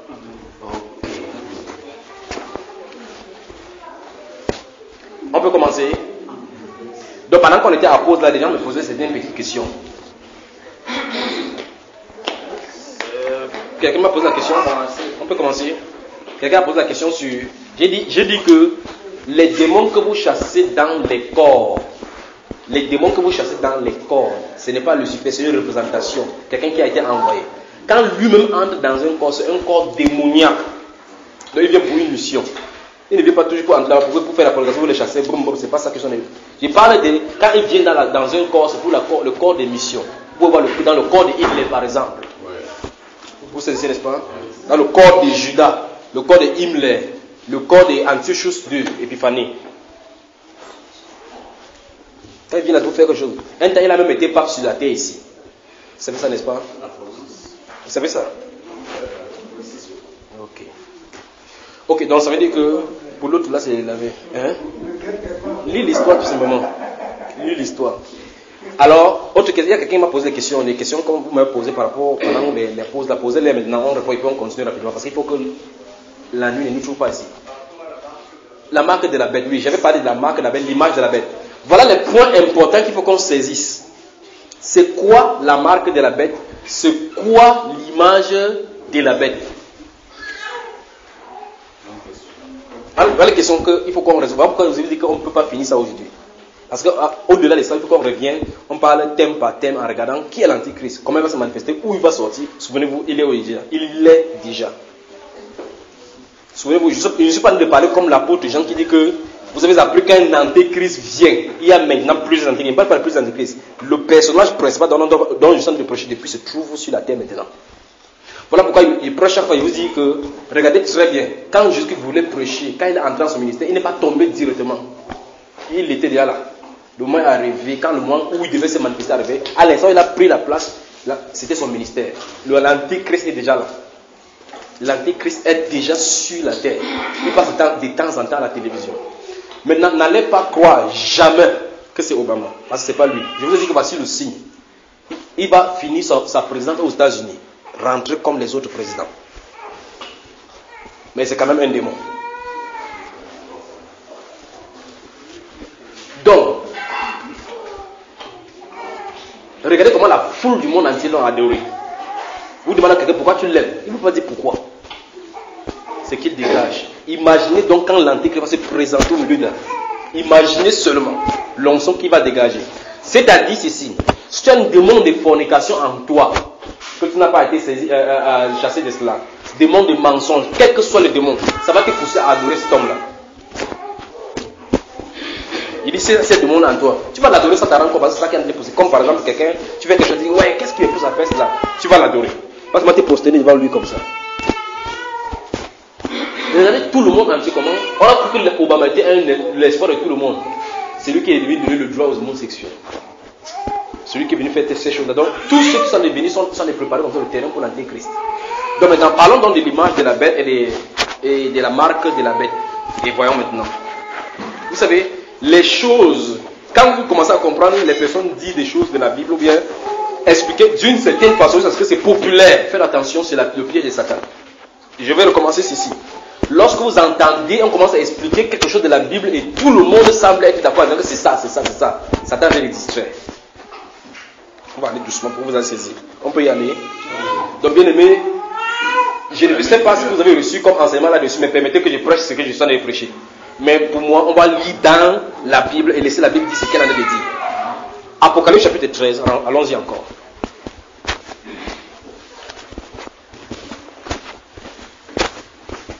Apocalypse chapitre 13 encore.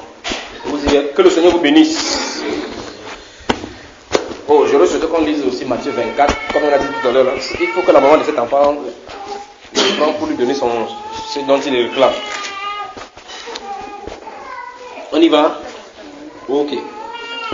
Nous avons lu Apocalypse chapitre 13 tout à l'heure. Je vais relire encore à partir du verset 1. Suivez avec moi et puis on va répondre à ces deux questions. La question c'est, s'il vous plaît, que cet enfant se sorte d'ici. La question c'est quoi l'image de la bête et c'est quoi la marque de la bête. Il faut qu'après qu'on ait lu, qu'on réponde à ces questions. D'accord, bien aimé? Je prie pour vous prier aussi pour moi, d'accord? Chapitre 13, verset 1. Et il s'éteint sur le sable de la mer. Puis j'ai vu monter, vous y êtes? Puis j'ai vu monter de la mer une bête qui avait 10 cornes et 7 têtes, et sur ces cornes 10 diadèmes. Vous avez vu exactement qui c'est ça, n'est-ce pas? Ok. La bête que j'ai vue était semblable à un léopard. Vous êtes avec moi? Il est pris à partir du verset 1. Apocalypse 13 à partir du verset Je suis au verset 2 maintenant. La bête que je vis était semblable à un léopard. Ses pieds étaient comme ceux d'un ours et sa gueule comme une gueule de lion. Le dragon. Au verset 12, on a expliqué qui est le dragon. Le dragon lui donna sa puissance et son trône et une grande autorité. Vous vous souvenez qu'au chapitre 12, on a vu qu'ils sont descendus sur la terre. Frère, c'est grave cette période-là.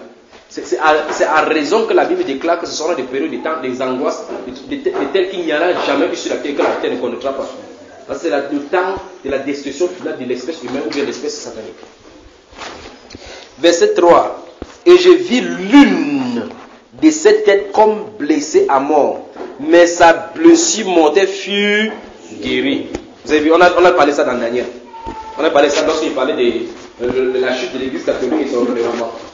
Il dit, souvenez-vous de cela. Je vous ai dit que la papauté est venue à l'existence en 508. 508, c'est 508, d'accord? 508.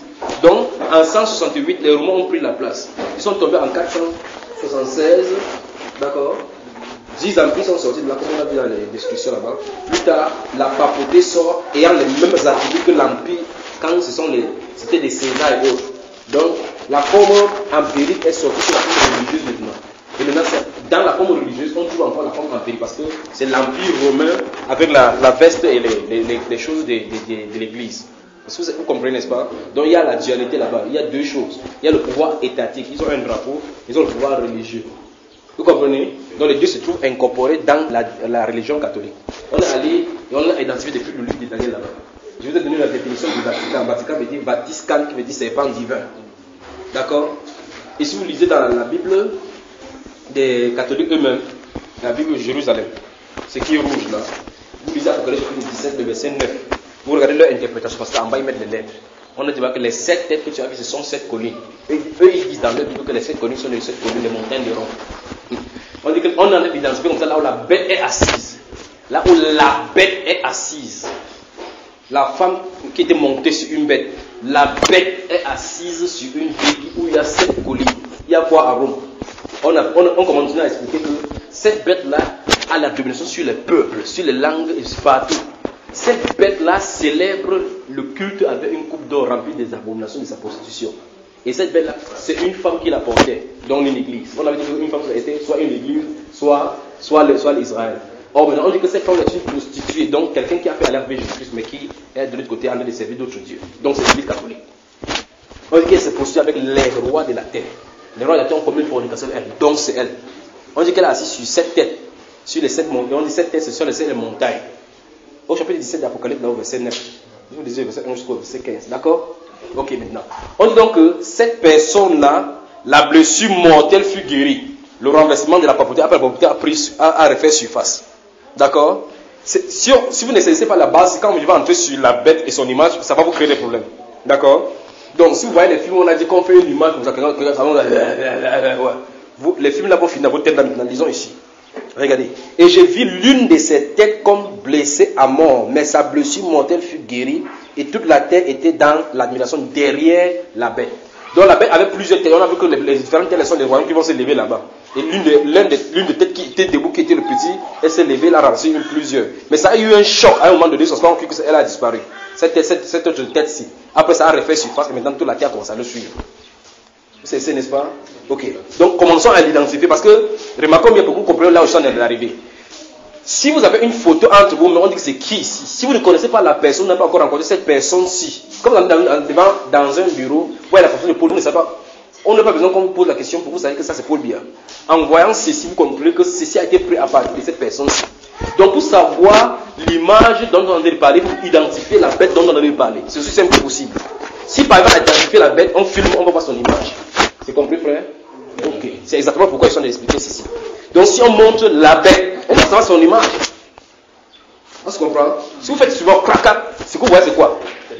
C'est simple que possible. Il n'y a pas deux façons de comprendre ça. Crac, vous voyez quoi? Donc il faut pour que je voie ce qu'on appelle l'image, il faut que je voie ce que c'est que la bête.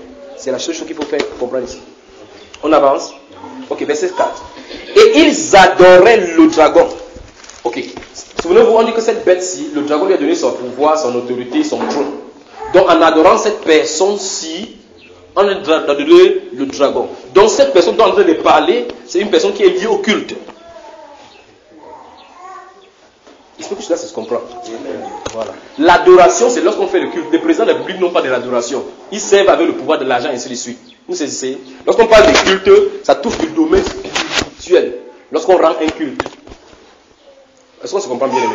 Ok. Maintenant, on dit, et ils adoraient. Regardez, on dit là, et toute la terre était dans l'admiration derrière la bête. Le seul verset ici devait montrer identifiquement qui est la personne. D'accord? Donc, selon nous, dans Apocalypse 13, on va parler de deux bêtes. Et une fois, l'autre bête sera en présence, comme au verset 11, on va lire. Il faut qu'on lise jusqu'à on arrive là-bas. Maintenant, et ils adoraient le dragon parce qu'il avait donné l'autorité à la bête. Ils adoraient la bête en disant. Ouais, écoutez très bien, mes chers amis, la définition biblique de l'adoration.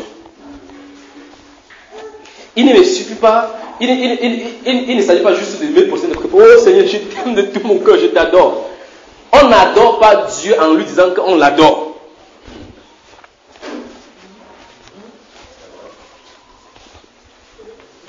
On n'aime pas Dieu en lui disant qu'on t'aime. On prouve. On n'adore pas Dieu en lui disant, quand il dit à Dieu, Seigneur, je t'adore. C'est pas ce qu'il dit qu'est l'adoration. C'est l'attitude, ce que je dois faire qui va montrer que ceci c'est l'adoration.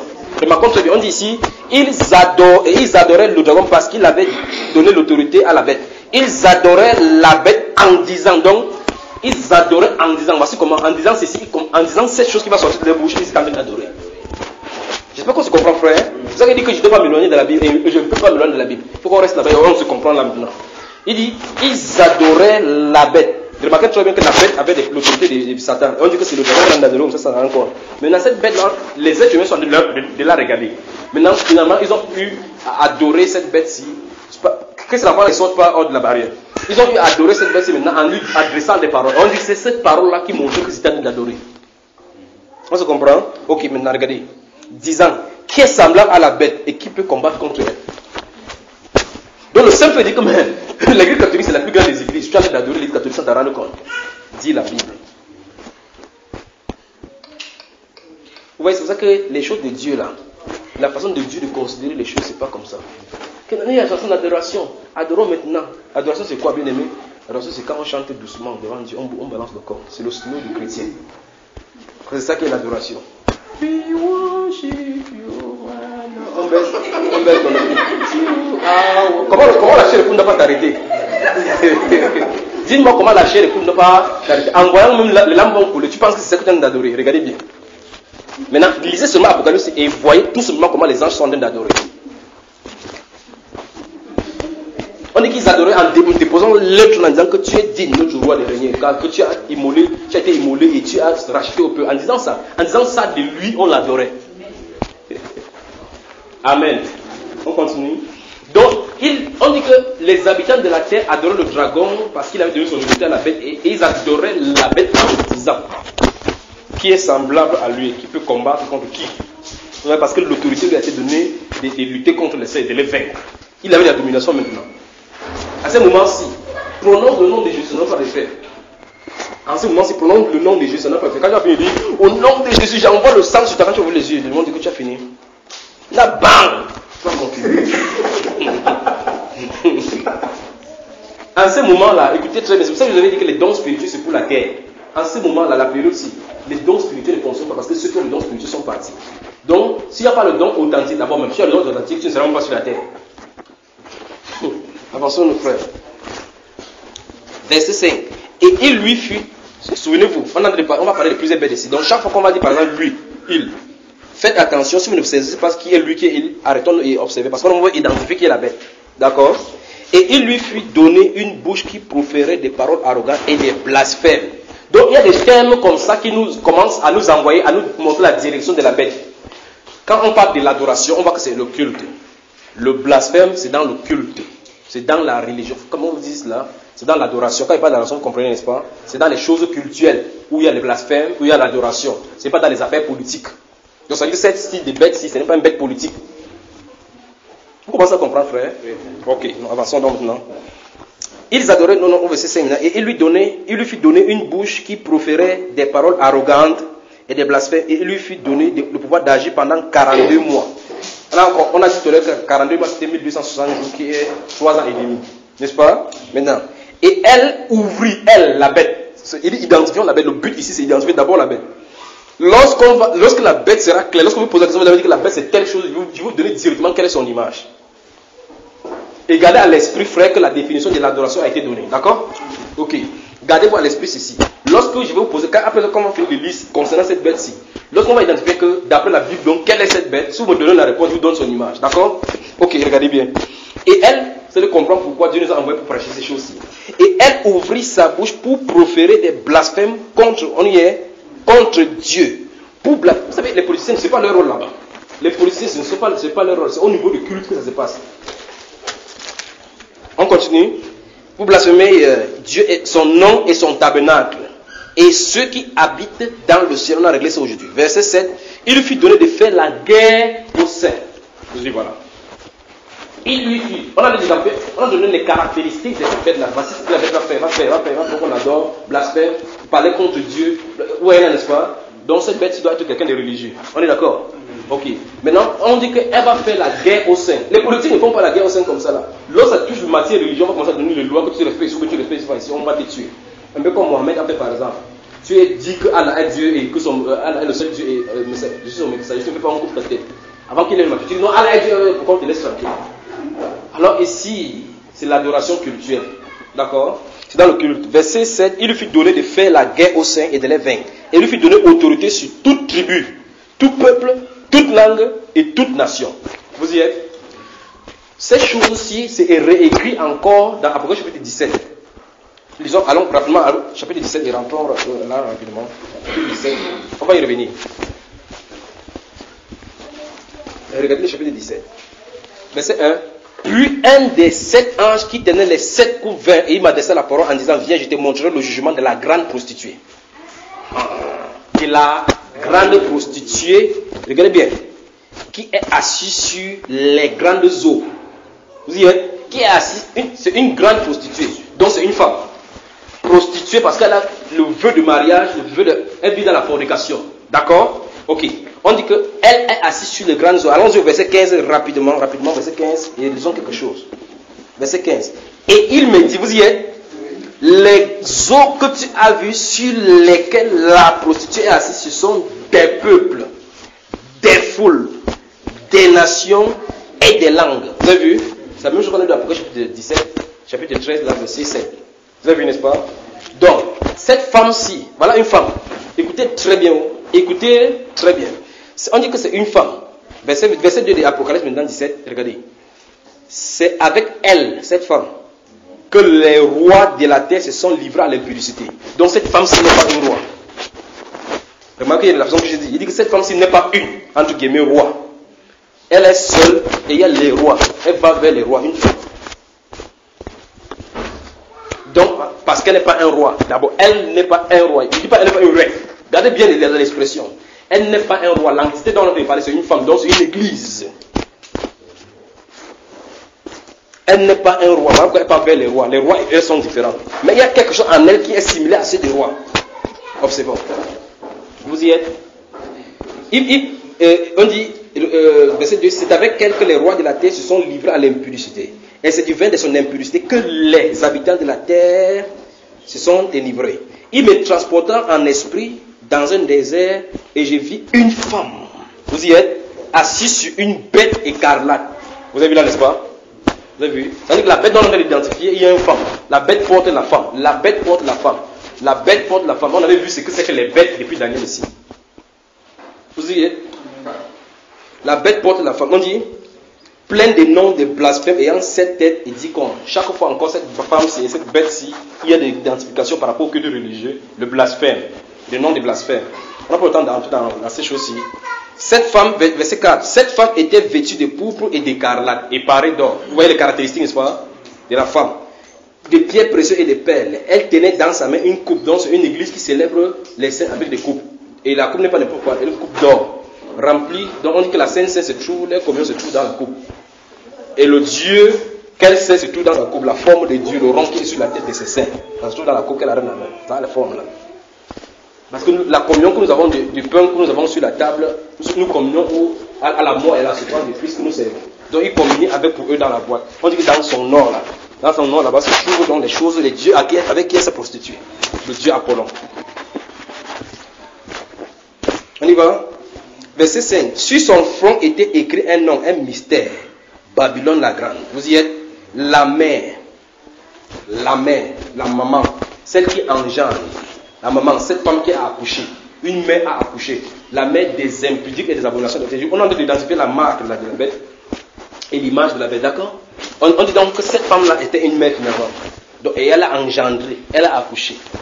Dans Ézéchiel, vous entendez telle mère, telle fille. Vous avez vu ça dans votre Bible, frère? Ok, regardez. On dit, verset 5. Sur son front était écrit un nom, un mystère, Babylone la grande, la mère des impudiques et des abominables de la terre, des abominations de la terre. Et j'ai vu cette femme ivre du sang des saints et du sang des témoins de Jésus. Vous voyez après? Donc voilà exactement ce qu'on a dit là-bas dans le chapitre 13. On a dit qu'il va faire les guerres au sein, il va les vaincre. Et c'est elle qui était coupable du sang de Jésus, cette bête-là. On y va? Et en la voyant, je fus saisi d'un grand étonnement. Alors, voilà donc le verset révélateur. Quand Jean va voir cela, il va dire, mais cette femme-ci, mais c'est pas quelqu'un, n'est-ce pas l'épouse de Christ ici? Comment il a persécuté le Christ? Donc à la façon extérieure de voir, il sait Christ. Mais derrière, c'est le pouvoir des dragons pour persécuter les enfants de Christ. Mais pourtant, il se passe pour Christ. L'antichrist est chrétien.